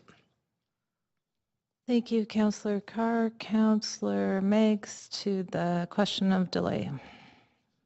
Well, I'm not in favor of referral, Madam Chair, because I think that it would break trust with all the people who've been working so hard for 4 years to try to get a plan moving in Grandview-Woodlands that will start to achieve the changes that they've been looking for and hoping for, and avoid some of the negative consequences of missed opportunities, but also development of redevelopment in forms and approaches that the community wouldn't support. I kept pretty careful notes, and I felt there was a majority of support among the people we heard speak to us over the last couple of days. There was a majority of support in the feedback that was reported to us by staff. It's unprecedented how much time the participants in the Citizens Assembly spent on this topic, and their report was out, and the tracking changes and all of the proposals that staff made have been available for consideration for some time. I think that it may seem fast to some folks out there, but most of those who came to us to urge delay, I thought, were focused largely on the Kettle project, and many of them, I thought, regrettably tried to stand in the shoes of the Kettle board members and propose completely different directions, financially and otherwise, for that project, which the volunteer board members presumably would have used themselves if they thought they had any merit. So I don't think that there's anything to be gained by further delay. And when I questioned people who came here proposing delay, I didn't hear them saying that it would change their mind in any substantial way about this report. And for those reasons, I think that we should simply move forward today. Thank you, Councillor Meigs. Councillor Affleck. Thank you, Madam Chair. Well, I'm torn. I think that, while Councillor Meigs makes some good points, I think we did hear from a significant portion of the community, a lot of them by email, but some were here, saying that the 4 weeks that they had to read this massive document was short, and that we were doing this in the summer. I was discouraged by the fact that just over half of the people from the Citizens Assembly had actually participated in the review of it as far as filling out the forms. That was disappointing to me, that the people who were behind the whole plan, for the most part, from the citizens' point of view, didn't provide us with information even at an 80% would have been nice, but 100% is what I would have expected from them. It makes me curious to why that would happen. I always find it challenging when we have these significant decisions happening in the middle of summer, and it seems to happen every year.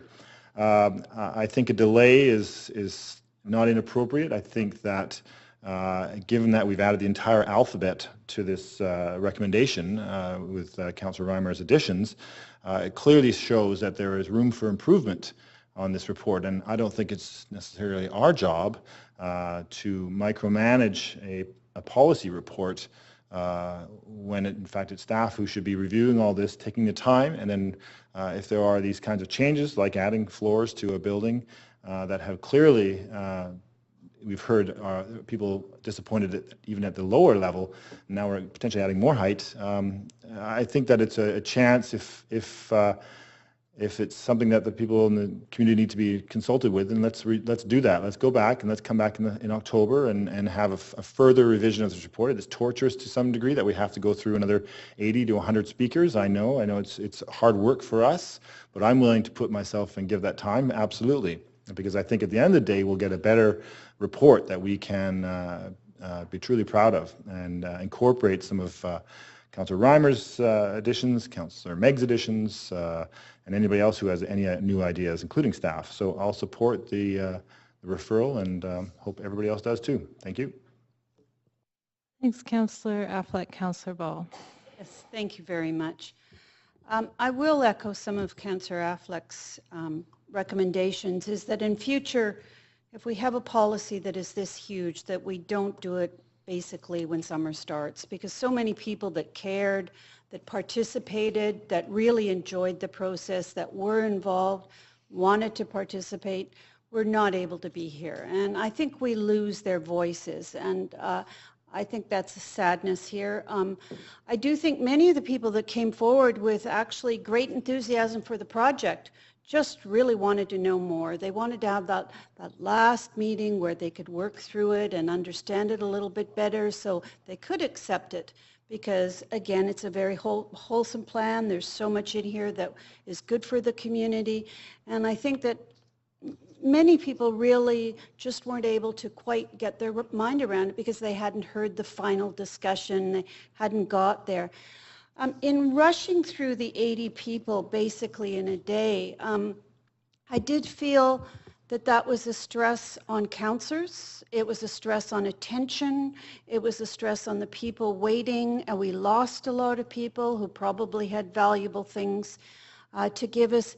And indeed, finishing at 10 o'clock, coming back the next morning so early, really doesn't give us time to actually genuinely respect and consider the people who came forward. So I think in the next time we go through this, because there will be another one, that we're able to actually give time, hear what people have to say, and actually have time to reflect on it so that it isn't just an instant comeback with things we've never seen before, so that there isn't the real time for consideration. I don't think it's anybody's fault. I don't think trying to decide this in summer was anybody's fault. It's just that things came to an end and it was thought that, well, we need to move forward. I do hope that moving forward we will take longer time to respect. And if there is an opportunity for staff to do a meeting at some point in late September, early October, so that those who want to know more about what this plan is going to be, because clearly there is enthusiasm for moving this forward, that there is an actual opportunity for the folks in the neighborhood to come and just get something explained to them they don't understand, and just to have a meeting like we did in Langara to know a little more. So if that's possible, I would recommend that for staff. And although Councillor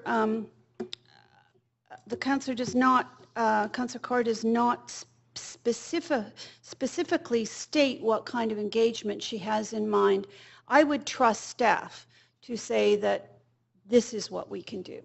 And so for that reason, I will vote for the referral, but it is simply so that staff can give people that final chance to ask a question, understand, or even possibly make a very valuable recommendation, such as has come to us from a number of the councillors.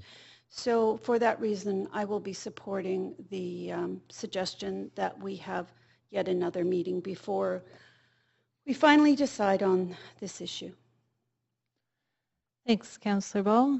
I'll add my own words to it. As the councillor who's been most engaged in the planning process over this last number of years, I would note with some irony that the meeting that launched this planning process was on July 28th, 2011. At that meeting, not one councillor complained about it happening in the middle of summer, because then it was a very positive moment, right, that we were moving forward on a desperately needed plan.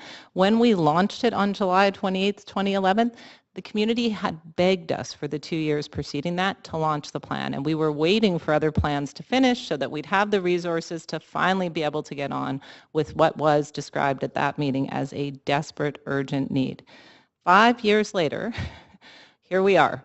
There has been a massive price to the delay that this has taken. As you heard, the loss of residents in our community. We didn't even get into the loss of small business with the speculation on Commercial Drive. The question for me, and the reason I was willing to pay that price, is whether or not more time builds more consensus and agreement in the community. Listening to the public this last 5 years, and even this last 5 weeks since the draft plan was released on June 25th, and this last 24 hours, I did not hear that more time was going to lead to more agreement. I heard very directly opposed ideas about particular sites. I heard very directly contradictory ideas about land use, and that's okay. It's a big community that I love dearly that has a huge range of opinions. We are not going to be able to reconcile the opinions that I heard yesterday with more time on this plan. So the question is whether or not we continue to make people in the community pay a price for the delay that we take to feel better about it. I reject out of hand the notion that council should not work in summer. We voted ourselves, or some folks did, voted all of us a big pay raise earlier this year. I don't think taking another month off is the way to honor that pay raise. I think we're expected to be here. We had over 80 people come to speak to the plan, which shows that there were people available, several hundred, many hundreds actually, that inputted. We heard no direct complaint from a citizen assembly member that said that they didn't feel that they have those opportunities to provide it. I heard people who were massive opponents to the last plan that we brought forward, the Emerging Directions one, come and say, please do not delay this any further. This is as far as you can go. It is a balanced plan. It's taken a Herculean effort to get to this stage, and I feel that we are at the top of this mountain. That extra time is only going to lead to very significant impacts in the community simply for the price of political grandstanding, and I just do not accept that premise. I do not support delay. I am moving us to the voting queue on the delay.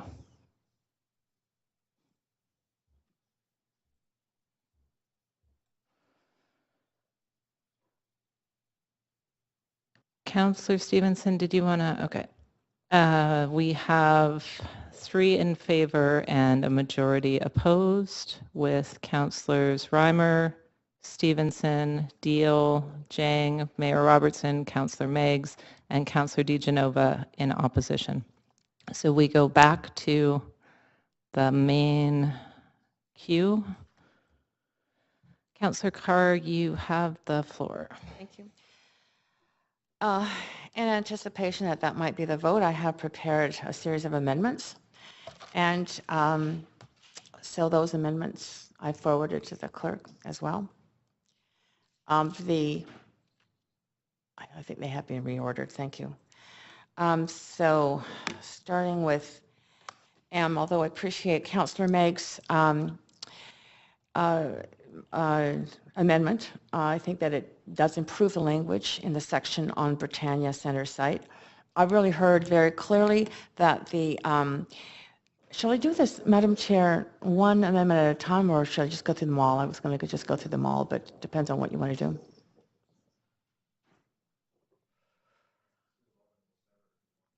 Yeah, that makes the most sense. Sorry, I'm just trying to deal with the blood sugar break issue here. But yeah, let's do them all at once. And if it becomes obvious that that's not working, we'll look at a plan B on it. I'm going to move us to an amendment queue, though. Councillor Carr, can you, yep, there we go.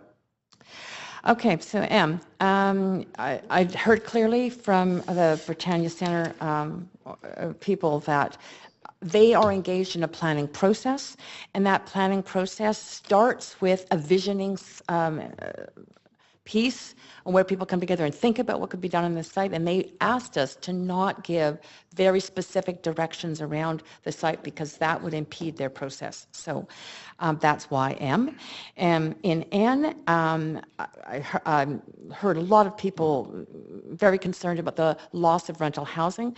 So this is a very specific request that after the plan, it's not during this stage of passing the plan, but in follow-up, that staff would explore ways to retain affordable rental housing, including permitting up to 3 suites without stratification in a character home when that character home is retained. And I'd be quite fine if that, as Councillor Deal had mentioned, ends up being referred and done and worked out with the process in the Heritage Action Plan Character Home Review. Metrics for expanding parks. There was a statement in the plan that many times stated that parks would be upgraded and expanded, but there was no details on expansion. And I really think that some metrics around what might be some target amounts of parkland expansion or areas. I mean, I think we need more details because so many people spoke to that issue during the speakers. P is to reduce building heights to 4 stories in a number of areas where people raise those issues. And Q, to reduce the building height on the Safeway site. I mean, when the architect, being Tom, says, I can do this for 12 stories, I think we should listen. And when that is also echoed by the Citizens Assembly, I think we should listen. And R is to reduce maximum heights to 4 stories on the Kettle-Bothell site, reduce the density and invest sources of funding. And I understand how controversial this is. This is the big controversy of the plan.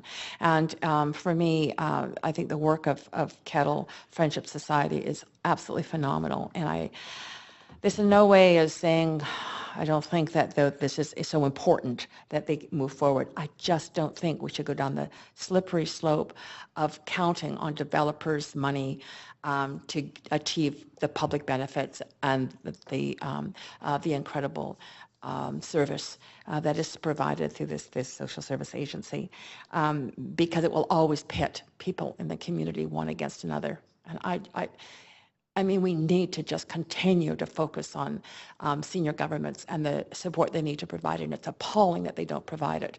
And I don't want to see us having to always be in the battle, because the only way a developer can support something like this is through heightened density. It's the only way that it can happen. So it will always end up being acrimonious debate between one set of people in the community and another.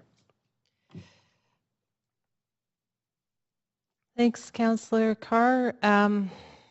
Mindful of the time here, I have a proposal, which is that we keep going. Councillor Ball has, well, anyway, we can make it work without depriving any member of council the right to participate, but that would require, for all of us to participate, I need a motion to extend to complete the business.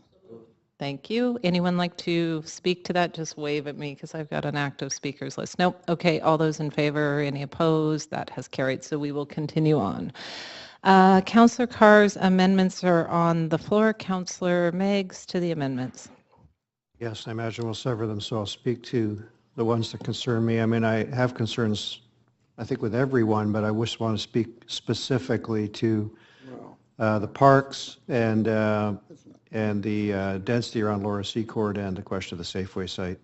And I think that Councillor Jang, if I'm guessing, might have something to say about the Kettle-Bothell proposition. But in any case, what worries me about these is what I signaled in my earlier comments, which is that I have been fearful for a long time that there was insufficient density in this plan to achieve the objectives of the community, but also the region. And that's why I am supporting it with some anxiety. And this, in my view, these changes would put it into very negative territory. Of course, we should expand parks wherever possible. And we're working very hard to do that with the replacement of the viaducts, which will add to park space right in the heart of the city. And that's something that should happen as well in Grandview-Woodlands. But we have a lot of overarching policies that seek to do that. And what we're trying to do, I think, with those policies is do that without going into this superheated market and spending tons of money to buy small lots from people. We're trying to do it with green space on streets and that kind of thing. And I think the plan speaks well to those. You know, the idea that building heights up to 4 stories along East Broadway and East Victoria, this is a transit area. It's a very short walk. I spent part of my youth in Toronto where they put 4 stories along all arterials for miles and miles and miles at the turn of the last century. And we need to put on some future-oriented lenses here and think about what is going to be required by people perhaps not yet born to make this city function. And I don't think that we're going to get along with 19th century planning in a 21st century economy close to transit. So I really wish that that 4-story maximum would go away, in part because it doesn't really reflect what we heard from the community either. It's not the kind of density that would achieve rental, which a lot of the community wishes for, and it's even higher than those who oppose the plan would like as well. I think that the attempt to plan the Safeway site by this kind of measure is very, very misguided. You know, there isn't necessarily some kind of direct relationship between height and density, and that confusion has bedeviled this conversation all the way along. If Mr. Tom came back and said, I want to do 14 stories and it leads to a bigger plaza, but the densities are going to be X, Y, and Z, you know, I just think this is way too prescriptive. And this site is way too valuable to try to hold down to 12 stories at a time when we really need to be sure we take every possible opportunity to maximize the benefits on that site for all the reasons that are quite obvious. So I oppose these amendments, and I hope that we can clear them out of the way as quickly as possible and adopt the plan. Thanks, Councillor Meigs. Councillor Jang to the amendments. Thank you very much, and Councillor Meig will sever all of these. Councillor Meigs has covered off my thoughts on most of them. I'd like to speak directly to the Kettle-Boffo site for obvious reasons, and I cannot support this in any way, shape, or form. It's absolutely disrespectful. It absolutely hurts the most vulnerable. There are people waiting to get in. There are people who need the support and help. We heard from clients yesterday, and to make them wait again and again while we talk to a federal government or a provincial government, we already know they're having trouble meeting that gap, is irresponsible. It is, I just can't find the words. The callousness of it all. It almost reminds me of the debates we have over suicide netting or fencing on a bridge. You know, oh, it's only one person. That's okay. We'll let him die. It's only one. Unbelievable. I'm sorry.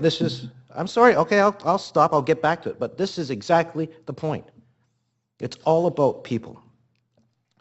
Judy Graves came and I asked her the question, is it okay to have this type of model here in all her experience?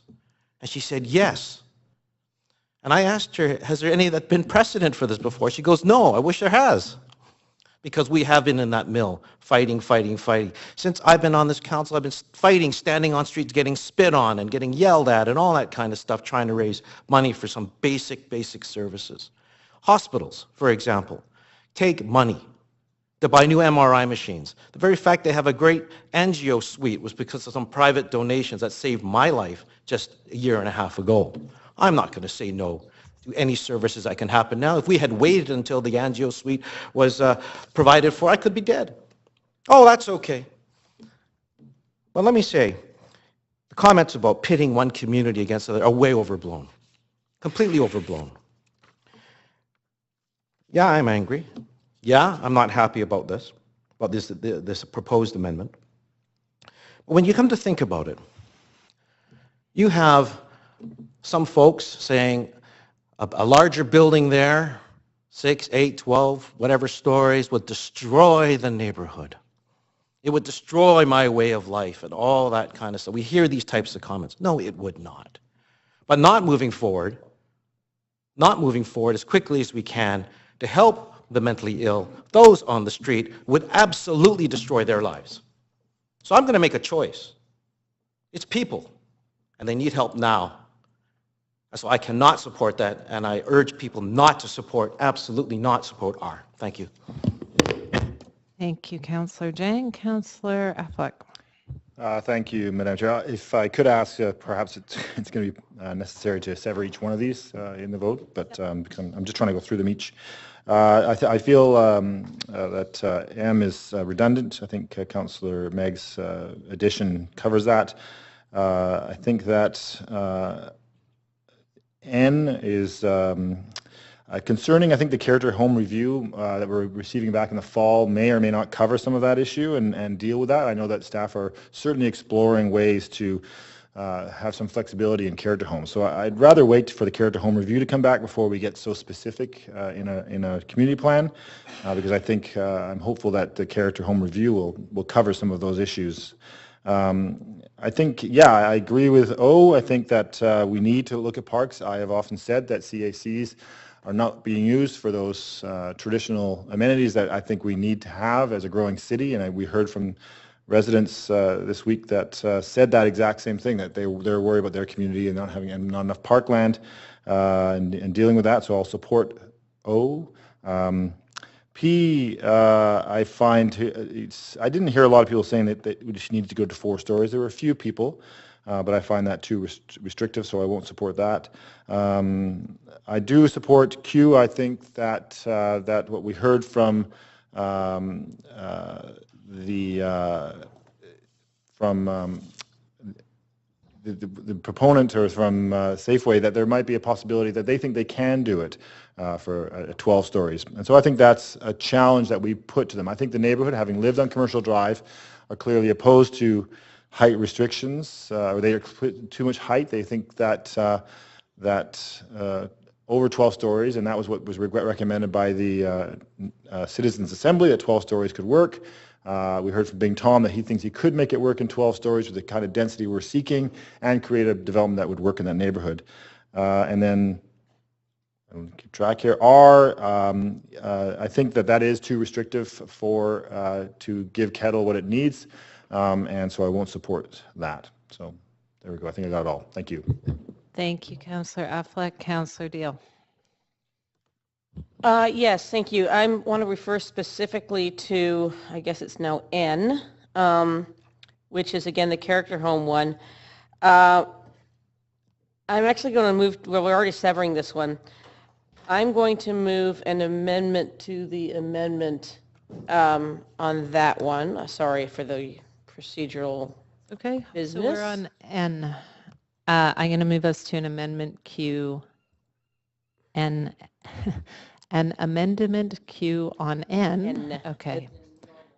Thank you, Councillor Deal. I'm not sure normal is a word that applies, but and I agree with Councillor Affleck's comments that this will be dealt with. I've asked the staff this question, but I'm actually going to officially refer this to the Heritage Action Plan implementation work that's ongoing, including the character home work that Councillor Affleck-Carr and myself are liaisons to, which will be getting a lot more robust attention come this fall. I do agree that up to 3 is too restrictive, but exploring the options for multiple suites and character homes as a way of saving them, I think, is a very important piece for us to do there. So I'm moving this piece, N, be referred to back to the character home work being undertaken as part of the Heritage Action Plan. Okay, Councillor Carr. Yeah, I would support the amendment. Great. The amendment. Councillor Stevenson to the referral of this item. Great. Okay, that was efficient. Thank you, everyone. So the motion on the floor is the referring N to the Character Home Heritage Action Plan. Do you want me to call the vote, or Sorry, I'm not supposed to touch that button, but sometimes I just want to. Okay. Yes. I need Councillor DeGenova to vote.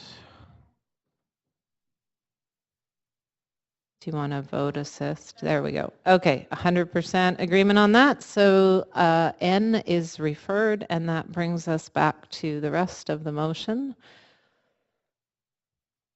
O through, I feel like there's one we can't see.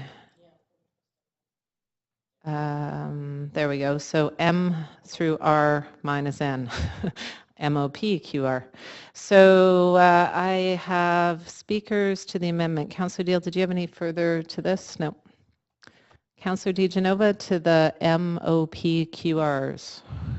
Thank you. And I appreciate you not re-lettering everything. Oh, now we are re-lettering everything. Okay, so what I'm going to... Can we just leave that as Can O we for leave now? it for a moment and then re-letter it? Okay. So my notes won't be redundant now. I'm not going to belabor and go through every single piece of this, but I would like to echo some support for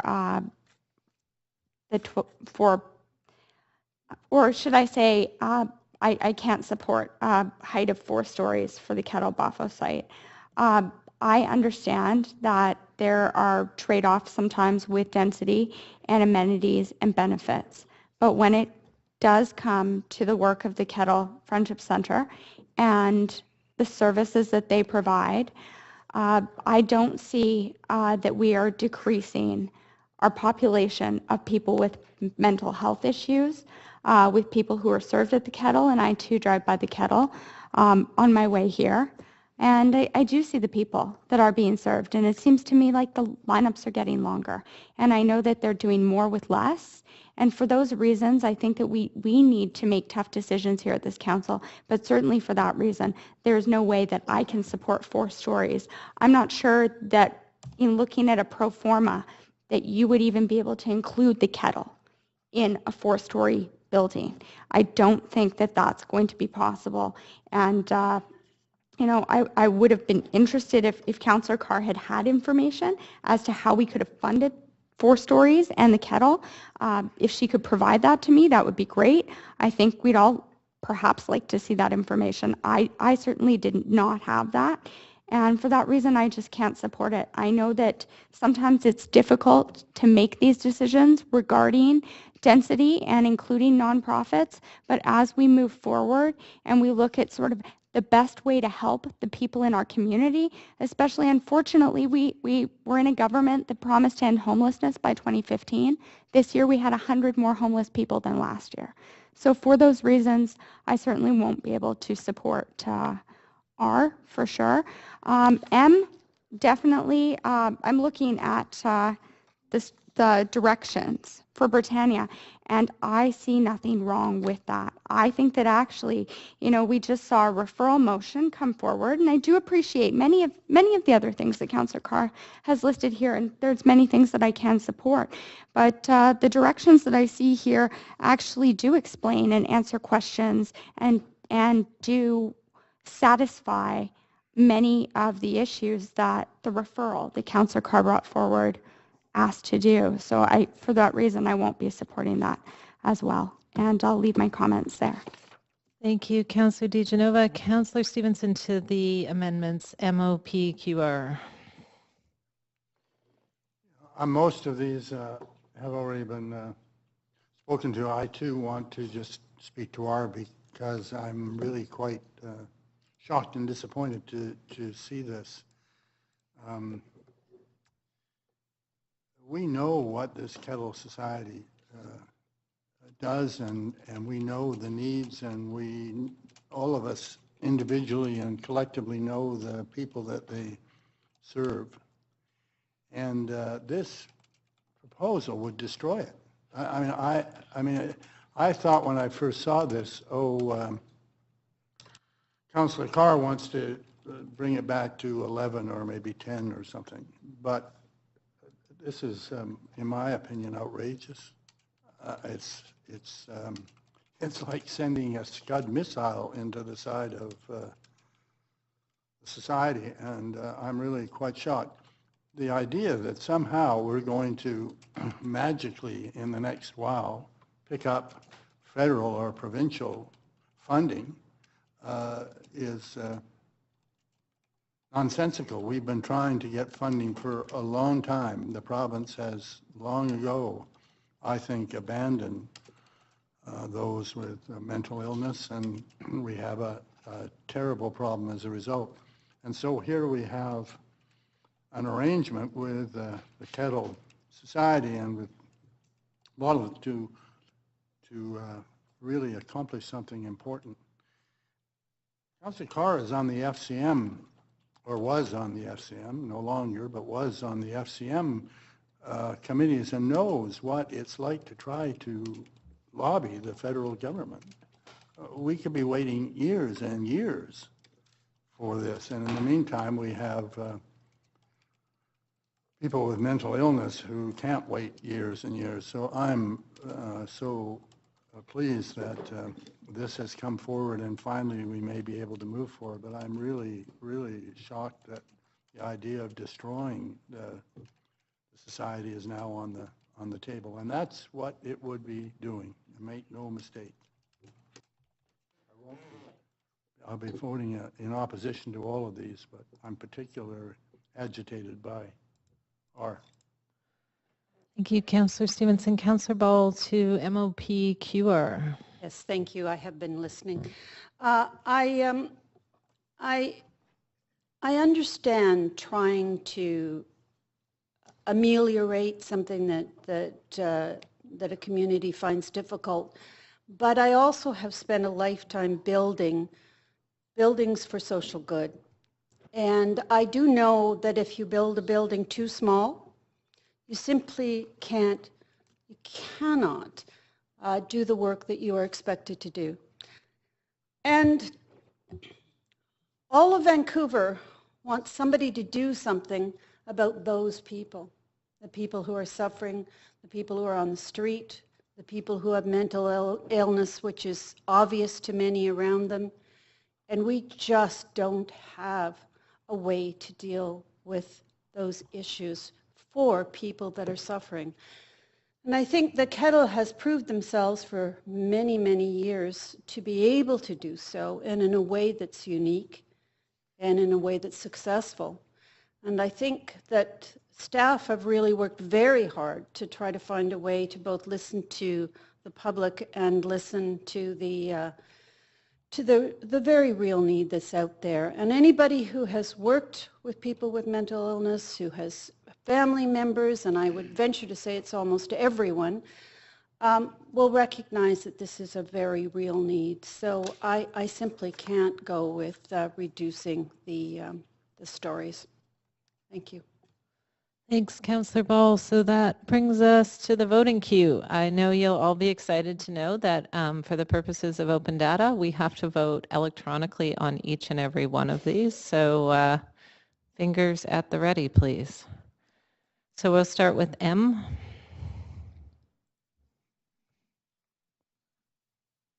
Councillor DeGenova, I need to record your vote. That's fine. And Councillor Carr, you're back. Okay, so the motion fails. Madam Clerk, do I have to read each and every councillor who voted against? I do.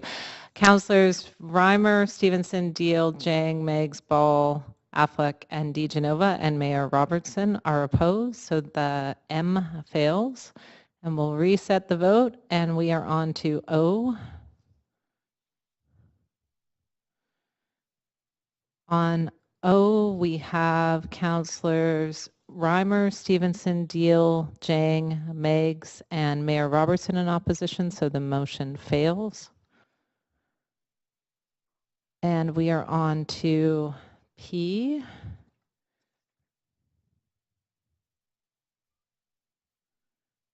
We have councillors Reimer, Stevenson, Deal, Jangs, Meggs, Ball, Affleck, and DeGenova in opposition, and Mayor Robertson, so the motion fails. We are on Q, Q, okay.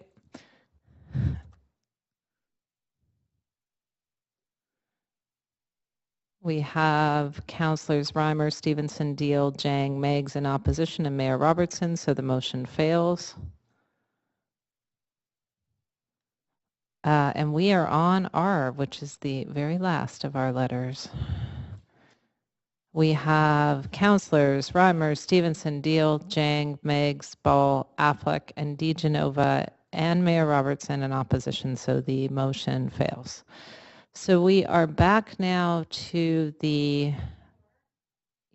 Councillor DeGenova. There you go. There's your microphone.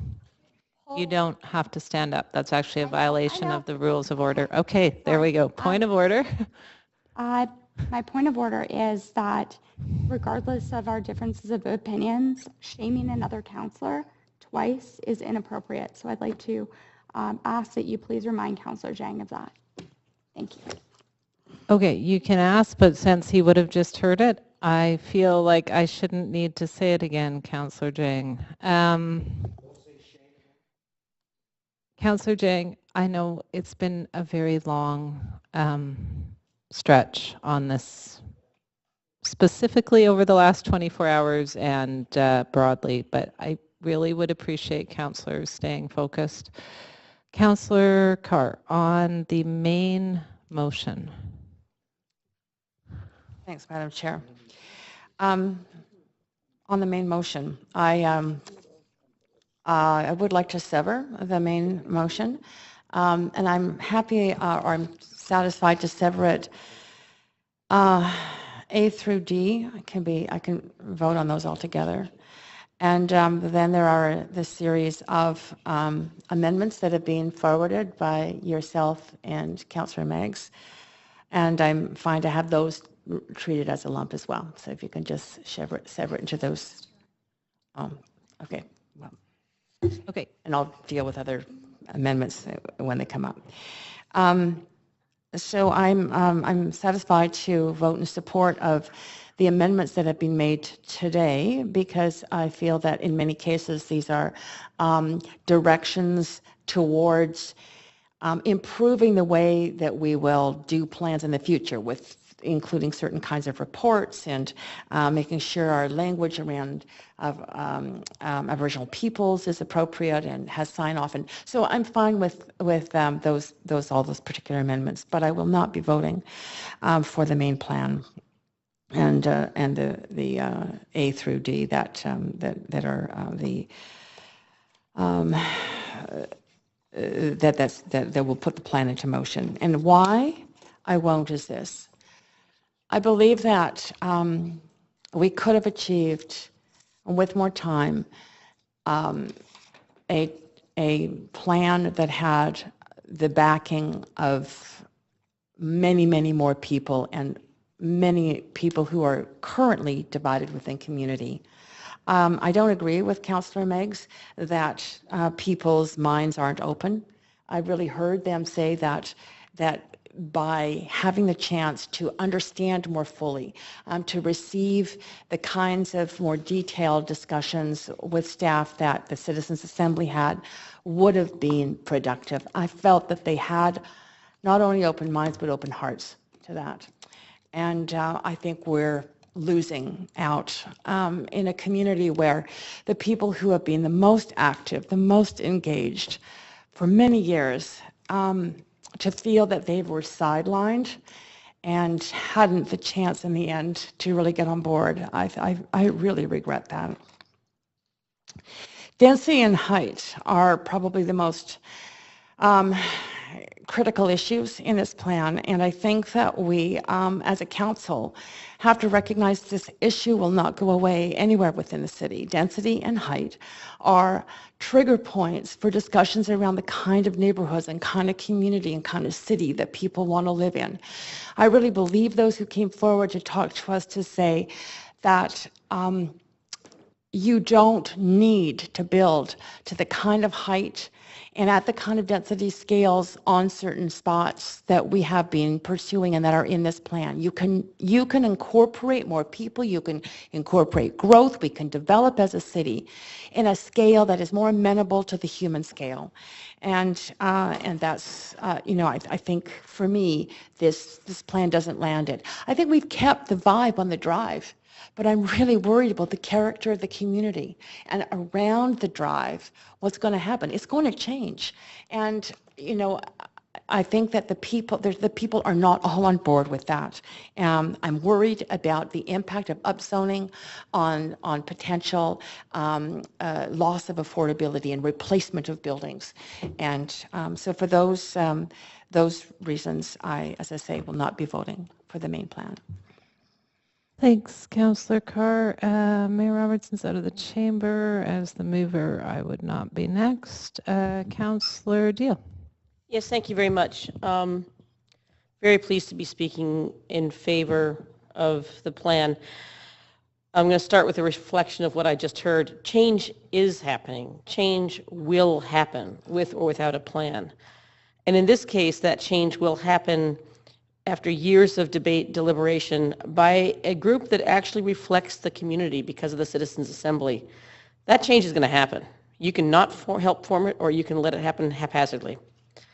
Unless you got elected to say no to everything. And that doesn't work. Change will happen. So in this case, we have a plan that's been debated and deliberated upon by a group that actually reflects the neighborhood. That is so deeply uncommon for us here. It was very deliberately designed to be that way so that we heard from the broad spectrum of people who normally never make it into this chamber. I'm very, very, very proud of the citizens who did that work and all the others who came out and helped form this plan.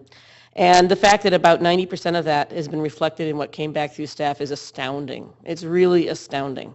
And so that to me is the true reflection that the neighborhood is being reflected in this plan. And I just think it's fabulous. Kettle-Boffo.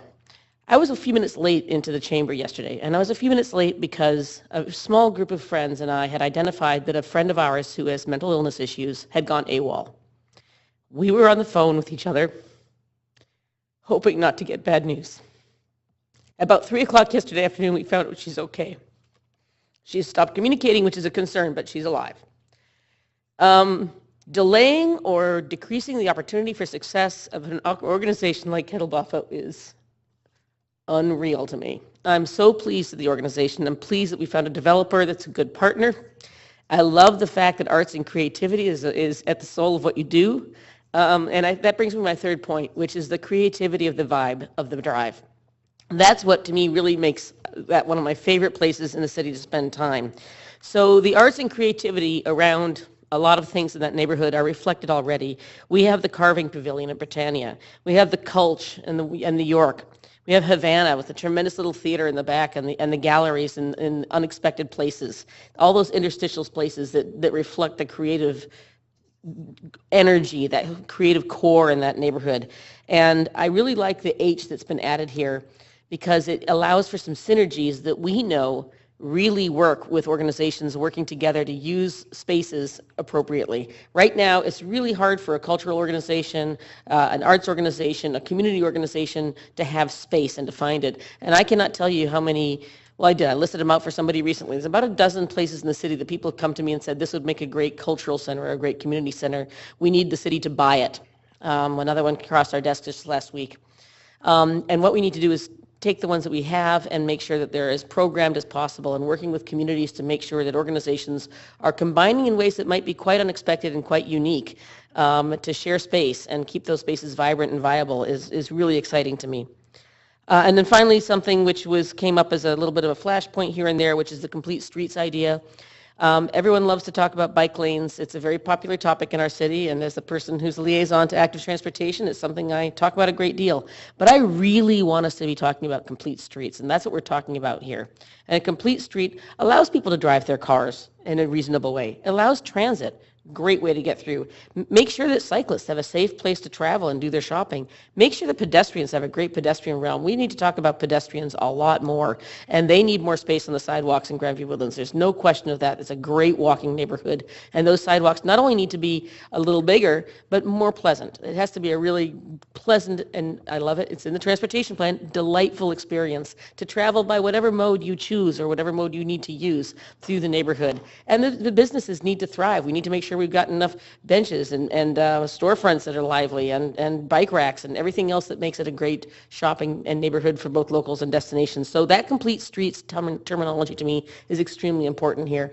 And I'm really excited about moving forward on seeing what that will look like in this neighborhood. So for all of those reasons, again, I want to thank everybody for their deliberations, for all the time that's gone into this. I'm glad we're finally getting on with it and looking at making sure that the change, which is inevitable in this neighborhood, as all neighborhoods, is one that the community has supported. So thank you.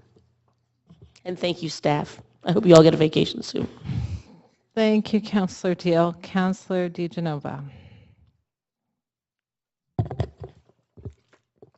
Sorry, I do have amendments that I did forward. Okay, I'm just going to move us over to the amendment queue.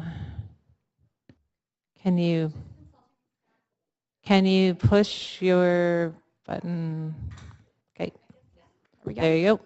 Oh, wait a second. Resetting timer. Okay, there you go. So I was just consulting with staff as this document is certainly changing as to where they would like to see or where they would most be appropriate. The amendments. So the amendments that I'm proposing, certainly after hearing from the several speakers that we had yesterday that stayed with us throughout the evening. Not many of them left or went home because they're that passionate. First of all, although I appreciate that Councillor Carr had put forward an amendment that looks at matrix, and matrix is important, I would like to be more specific that community amenity contributions are prioritized towards green space or park space near Britannia Community Centre to replace and increase any green space lost as a result of the redevelopment of Britannia Community Centre. I had asked questions originally of staff, and the answers that I understand are that community amenity contributions, I know that they do go towards green space and park space, but I know that we also hold a number of community amenity contributions in reserve. And I would hate to see some of those contributions that could go towards new park or green space held in reserve for longer than they need to be. So I'd like to make sure that this is included as a priority as per what we heard from the community. And I feel that it actually complements Councillor Carr's amendment regarding matrix that she had put forward. The second amendment is that that as housing policy continues to advance, recommendations for affordable home ownership and design guidelines applicable to family housing are added as appropriate to the zoning guidelines proposed in Appendix E. I am concerned that we have not been able to move forward with affordable home ownership due to a need for a change in the charter. I was very encouraged when all of council unanimously supported the motion I put forward last year to move forward with affordable home ownership and to make sure that we as we focus on secured market rental and different options for housing, that we're also looking at micro suites and townhomes as well. I want to make sure that that's not forgotten in this plan just because the policy has not evolved to the point that we can include it now does not mean that we should not be reminded that this is a possibility. And I see that Councillor Reimer in moving the motion had also added the new possible land use for secured market rental. So I feel that if we're doing that, we need to not forget other types of housing in the community that could be affordable options, especially for families as well. Just recently, we had heard here from, and I had put forward an amendment on another motion regarding inboard bedrooms that I know UDI supported, that it's a very affordable option. And I heard from our staff that they're looking into that will come forward next year. That's a possibility that they're considering. And again, I would not want that to be precluded specifically because it is not in the plan right now. The third amendment is that staff consider and present options for active transportation, including proposals for bike lanes in the area surrounding Commercial Drive. And I understand that Councillor Deal had asked questions of staff as to whether or not this was redundant. However, the many speakers that came and the 85% of businesses on Commercial Drive that are concerned, the 3,369 people who have signed the petition are concerned that instead of being asked for an active transportation plan for the neighborhood, they're being asked, where on Commercial Drive would you like your bike lane, instead of where in the neighborhood would you like your bike lane. And I think that unfortunately we've recently seen misunderstandings. For instance, I know that there were misunderstandings with the Armory when the Beatty Street bike lane was just painted right down the road, and the people came out from the Armory and said, is this April Fool's? So consultation is very important on matters like this, and I don't see in the plan. When I read it, I certainly think that the bike lane at least is planned for Commercial Drive, and the wording to me is misleading. So I'd like it to be considered in and around the neighborhood. I know that several people have suggested Woodland Drive, and I want to stand and say that I'm in support of bike lanes. I just think that we need to speak to the people, the residents, as well as the small business owners that struggle to stay there on the drive. And those are the reasons I'm putting forward these amendments. I won't belabor it because I have more to say about the entire plan. Okay. You could not have belabored it in any event because you're over time. For a second. Okay. Councillor Ball to the amendments. Yes, thank you very much. I would like to support the amendments, as I believe that staff have said that there was no issue, that they supported the plan and were part of the plan moving forwards. Certainly the first two, I do understand that to be so, and I think that any way that we can assure the public that green space is available, that park space is available for the children in the area. Number of people were very concerned about losing park space, so I appreciate Councillor DeGenova's motion, as well as Councillor Meggs, trying to address that issue. So I'm very happy to support these motions and hope that they will move forward. Thanks, Councillor Ball. I'll just briefly add my words. I'm very supportive of park space. I'm supportive of housing. I like libraries. Community services are important. The public plazas are good. The transportation improvements have been quite critical. These are critical discussions about land use planning that have taken place over the last 5 years. To change the order of priorities at this point, in my mind, would be a significant and substantive change that dishonors the, I feel my vote would dishonor the community's negotiations on that, and I'm not prepared to do that today. Councillor Carr. Thanks, Madam Chair. I have to say that although I agree around the need for green space, and thus I put forward my own amendment that didn't, and expanded green space in particular, but my amendment did not pass. I do feel that the amendment that had been put forward by Councillor Meggs, which does mitigate this the potential loss of green space at the Britannia Community Centre that was in the original wording of the plan, has been dealt with. And I too feel that if you're talking about prioritizing, does that mean a priority over affordable housing or over, childcare or any of the other kinds of community amenities that have been already identified as incredibly important within the community? So I can't say that it's more important than those things, and I feel it's not going to become a problem if the amendment by Councillor Meggs is adopted into the plan. So I won't support Anne. I think Anne is not a problem. I will support it. We should always be adding in as appropriate into zoning guidelines any policy policies that we do pass. And in terms of O, I don't see that O is in any way inconsistent with what is being proposed in the plan. It's just to consider and present options for active transportation, including proposals for bike lanes in this area surrounding. And I believe that that is what the plan is calling for, so I don't feel that it's a problem. It doesn't say not to support a bike lane on Commercial Drive. It just says bike lanes in the area surrounding, and I'm fine about that.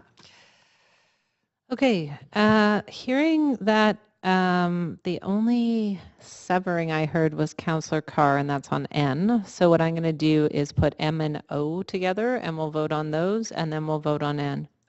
You want to vote on them one by one? No.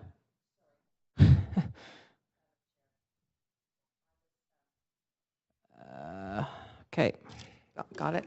I was indicating that I wouldn't support M, but I would N and O. So you can sever M from N and O. Perfect.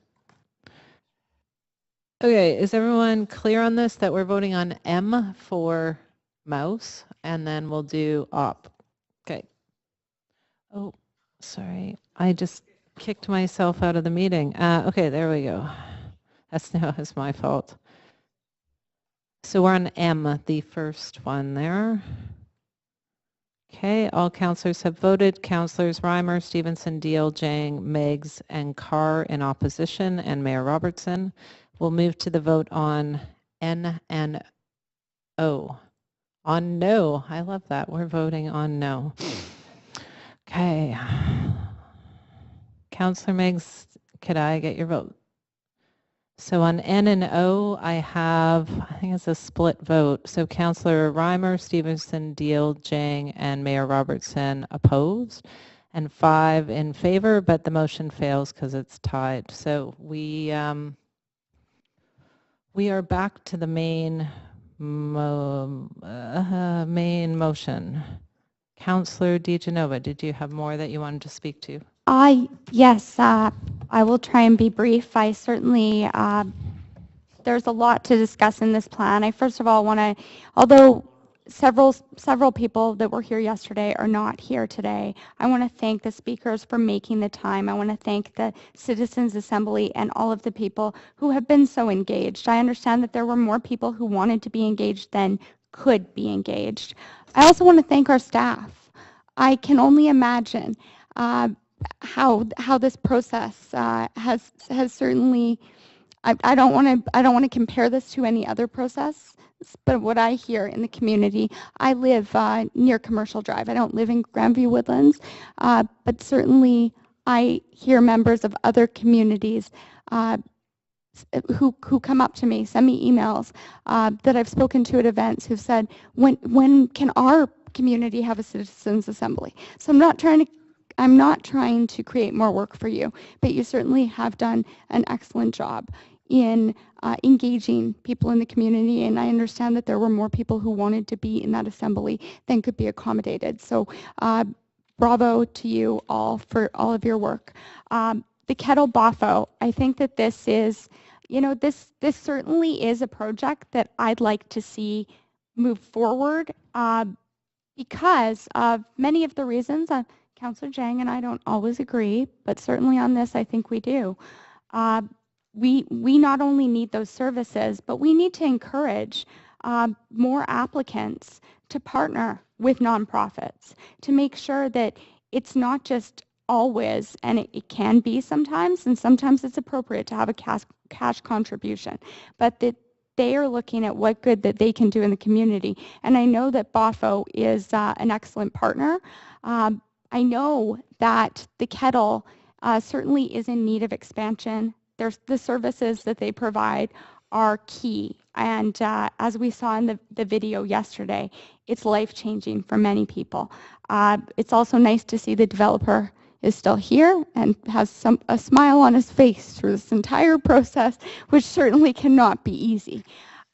So in moving forward, we as a council can encourage these partnerships by removing the red tape. And I think that approving parts of this plan that certainly will move that forward are important.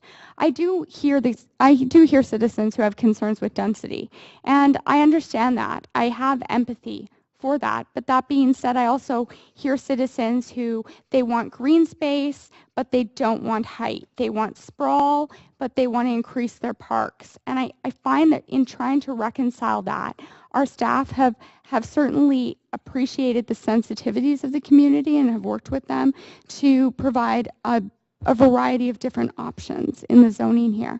I am encouraged to see affordable home ownership and family housing moving forward, and that the 35% family housing will also apply to Grandview-Woodlands, which I think is so important because Grandview-Woodlands certainly is a community that is known for providing some of the most affordable housing in the city of Vancouver, and it always has been.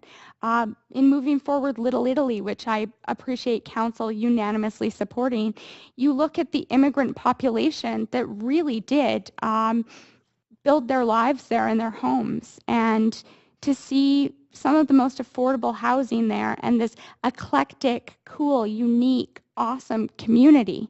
And I think that perhaps people were concerned that they would lose that. I don't think that they're going to lose that. I think that it's only going to allow for more people to live there. So I'd hope that even if some of the speakers who didn't agree with some of the proposal, I received a lot of emails. We received hundreds and hundreds of emails, and it says I agree with most of it, but not this one or this one part. I hope that they'll see the greater good of the plan there. And as for Commercial Drive, I understand that there has been a huge issue with consultation and people not feeling heard. I only have 10 seconds left, so I'll just say that I think consultation is key and that consultation will not end here. That's what I understand, that staff are going to continue on with consultation, and I do appreciate that. And I'm excited to see the great changes that will take place in Grandview-Woodlands. Thank you. Thank you, Councillor DeGenova. Councillor Affleck.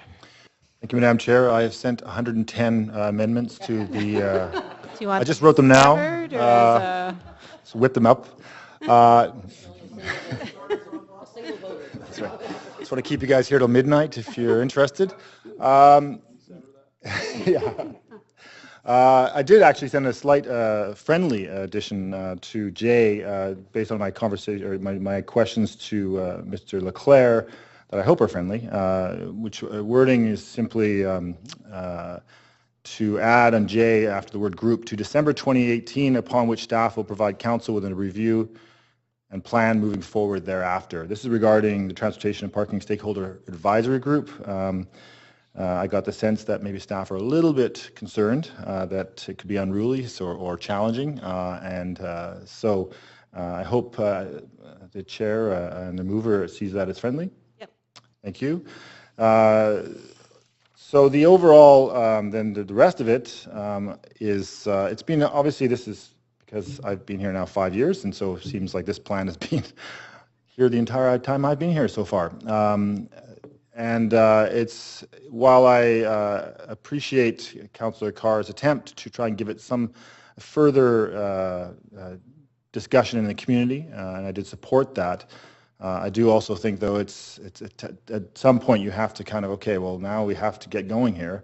As I stated in my comments to Councillor Carr's amendment or referral motion, was that I was disappointed to see the Citizens Assembly not fully engage in the final part of the process in giving their input. But I do think that the Citizens Assembly itself is an interesting structure, and I think that we've learned a lot in this process. It may not be perfect, but I think perhaps it's led to what might be, I'm not even sure if this is the longest community plan that's ever been written in Vancouver, 200, I mean, I don't know, but maybe downtown Eastside was longer, I don't know, but as a vision statement for a neighborhood, a vision being small v, by the way, it's, I can't. And it's, if I could fit nonpartisan in there, I would, but I can't find a way. The one thing is that there are two aspects of this that have concerned me. One is related to the height at Commercial and Broadway, as I brought up in my previous comments, and having lived there, and the nature of Commercial Drive and the neighborhood is very intense, very engaged neighborhood, like ours, so many in the city, but height clearly was a reason that this all got thrown back to staff to begin again. But I was comforted by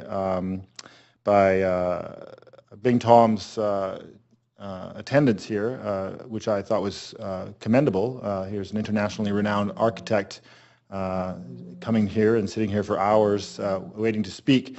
And to hear him say that his comments regarding how he sees the potential design of that space at the Safeway site made me feel comfortable that I think what he will come back with, it may be a process because there is no plan, there is no project on the table yet, that when it does come back and when they do potentially propose something, it'll be very, very interesting, and I think very, very inclusive of the neighborhood in every respect. So I'm looking forward to that, and I think it'll be a respectful design from this architect who's so well known and renowned.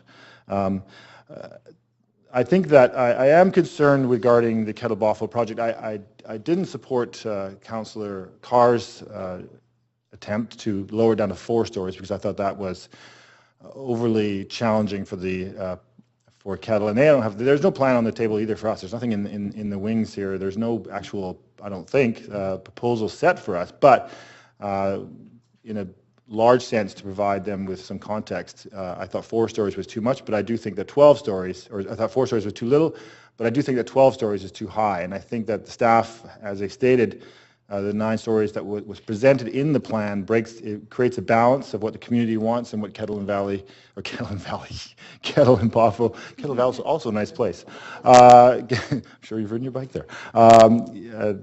It will could achieve the goals it needs. So I won't support, and if we could extract, I've forgotten which letter it is now, the E, thank you, from there to vote separately, I'd appreciate that. But for overall, I will support the plan.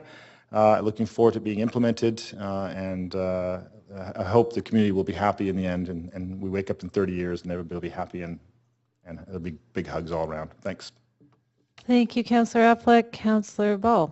Yes, thank you very much. And I guess I would first like to mention that I think that our chair should get an award for endurance over the last couple of days, and appreciate how calm the meetings have gone, considering that people are passionate about every aspect of this plan.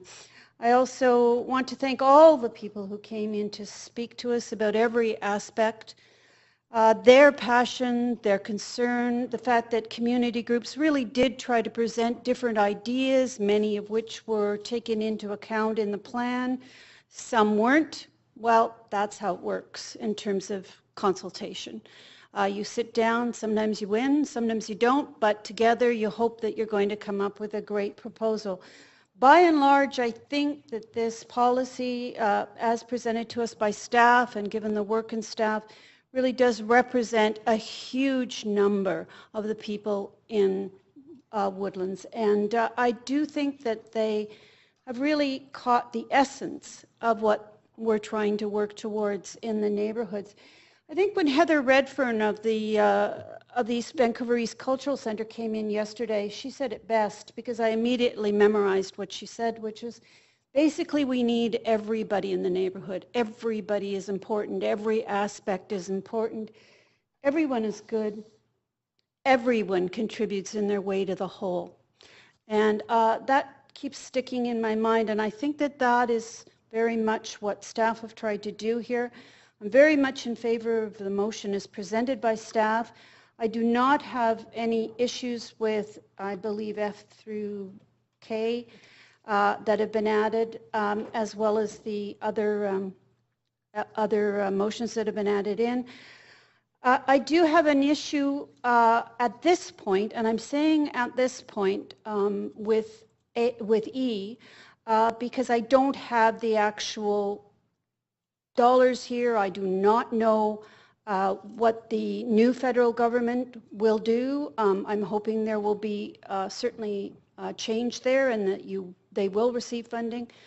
I also appreciate, however, that staff have built into their recommendations the option to be able to be as flexible as possible should there need be. So I am satisfied with what the staff have proposed. I think it is always a challenge for a neighborhood. I know that living in Cambie, there are certainly things that we like and there are things that we're not all that happy with, but we keep communicating with staff, they keep listening, and they do alter and change things as we move forward. I think this is a really good basis to move forward for the next 30 years, and I am so excited to see that Kettle Bothell will be going through and that they will be getting what they need and that they will be able to continue to serve all the people who tremendously need their services. Okay? Thank you. Thank you, Councillor Ball. That brings us to Mayor Robertson. Thank you, Madam Chair. And first, thanks to you for getting this started and all the work you've done in what's been your community for many, many years, and your leadership in trying to bring the many diverse voices together from across Grandview-Woodlands over these years. I strongly support the plan as amended and really appreciate the amendments, the consideration of those amendments and the debate and decisions around them. I really appreciate that as council we can take in all the feedback that we get down the stretch here and respond to it. I think it's clearly about listening and responding on those important pieces that build, I think, on a lot of the work that's happened over these past 4+ years. There's been vigorous debate on many issues that are in this plan, the Kettle Bothell site, Commercial and Broadway, Hastings, Nanaimo, Broadway density, the triangle, the transportation and traffic issues. They're really significant dilemmas we face through the neighborhood. I believe that this plan delivers very balanced solutions to these tough choices. They've been, I think, well debated within the community. We've had a massive amount of feedback over these years, and that's, I think, thanks to the enhanced process that staff have enabled us to do. Really, really thoughtful and dedicated work from our staff on all fronts, and a really engaged community. I think there's no question about that. And no doubt we could keep doing this for probably another 4+ years, and people would stay engaged, but I think we are at action time to really start making the changes and reversing the declines that we've seen in this neighborhood. Because I think for a lot of us, years ago, if you go back 20 years, when my business and a lot of my time was spent in Grandview-Woodlands, this was a neighborhood where with the vibe of the drive was alive and well. It attracted a lot of people, a very diverse array of people, and it was a place where you could fit in kind of anywhere along the drive or the neighborhood, the broader neighborhood, and most importantly, you could actually find a cheap place to live. It was a great neighborhood. I know so many of friends who came to Vancouver who grew up here and ended up living in the neighborhood because it was easy to find affordable housing, place to rent. There was lots of, the independent businesses were thriving there, so there were job opportunities and a good mix of space, job space. So we've lost a lot of that, and it really tracks, unfortunately, with the withdrawal of provincial and federal governments from support to housing in particular, and support to many other services that are critical in the community. We've seen a 20-year decline. The population's declined. The availability of housing and the affordability it's kind of unthinkable how difficult it is now compared to where we were at a generation ago, and that's something we've got to get back on track here. At the core of this plan is protecting and enhancing the vibe of the drive. I appreciate the focus on that. The independent businesses, the incredible fusion of independent business and culture that is the drive. Mix of cultures, but I'd say come back to the housing piece. Focusing on affordable housing, it's so critical to protect the existing rental housing in the neighborhood, to build new rental housing, get as much affordability as we can, pressure the provincial and federal governments to contribute, and make sure that we're getting as much family housing as we can. That's always been so important in this neighborhood. We have many other big issues within this, noting that the issue of green space, the challenges with green space in the neighborhood came up repeatedly. It may be a fine point, but planting more trees in the neighborhood I think is going to be critical, and the City Studio did a lot of work finding all the orphan spaces in Grandview-Woodlands and saying what we could do with those. So the green space, the protection of heritage and character, which is noteworthy in the community, advancing reconciliation, a huge goal for the city right now, and with 10% of the population of Grandview-Woodlands urban Aboriginal population, we need to focus there on their support. Keeping the schools open and the amazing community facilities that we have has got to be essential. And Councillor Deal said a lot about the drive and the transportation, and I think that magical solution where we don't need to lose parking and impact businesses that way, but complete streets are good for business. We've seen it elsewhere in the city. We've seen it in big cities around the world. We need wider sidewalks and more patios, more street trees, better active transportation. I think there's a win-win here that we've got to work hard with the community to achieve and with the businesses along the drive. I just say I really appreciate the staff work on this, the city's first pace of change. That mechanism I think will really help in limiting the redevelopment of the existing buildings in these initial years, protecting the important existing affordable housing. So appreciate that innovation on the staff side of things.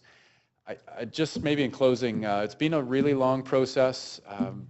At times it's been divisive. I agree with Councillor Carr's words to this. The great strengths, I think, in Grandview-Woodlands are that it is a really inclusive and welcoming neighborhood. That's been that way for generations, and it needs to continue. And the debate and discourse over the plan can challenge that, but I think moving forward we really need to build on the new relationships. The Citizens Assembly talked about this a lot. We've got to focus on that, and I look forward to that. A huge thanks again to the community, the Citizens Assembly, the many leaders who stepped up and contributed to building this plan, to our dedicated staff. You guys did remarkable work making this an unprecedented process for us with the neighborhood, and supporting in many ways the voices of not only residents but local businesses, the Aboriginal people in the community organizations who came out in force. I think it's been a great process. We've really raised the bar on engagement. The first Citizens Assembly for neighborhood planning in the country's history, and no doubt a long and somewhat exhausting process, but we've raised that bar on engagement, and I think we need to now raise the bar on taking action and implementing this great plan. So thanks everyone for the great work.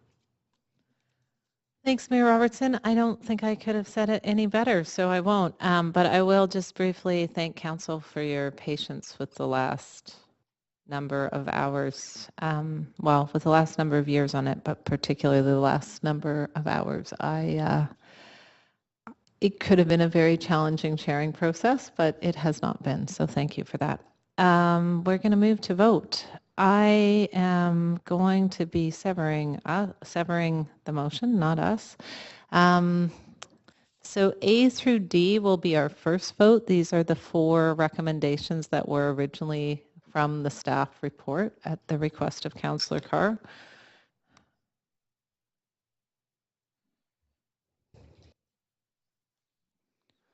So Councillor Meggs and DeGenova. There we go. Okay, so Councillor Carr is opposed. All other councillors are in favor. So recommendations A through D pass. Congratulations, staff. You're not working through August, September, and the rest of the year. Okay, or at least you won't be working on this. The next one is letter E, which relates specifically to providing an upper limit to the number of floors for the kettle at 12.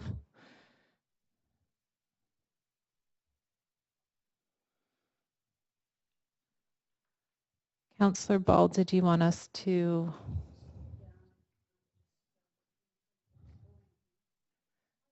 Okay, Councillors Carr and Affleck are in opposition. All other councillors are in favor, so recommendation E passes. That brings us I hadn't heard any severing for F through L. Is there anyone who'd like to sever F through L? Okay, seeing none, and in the interest of getting the votes down straight, I will lead us through vote on the block of F through L. And that is unanimous. What an awesome way to end the voting on this. So this item is done, and I will turn it over to Mayor Robertson to close us out.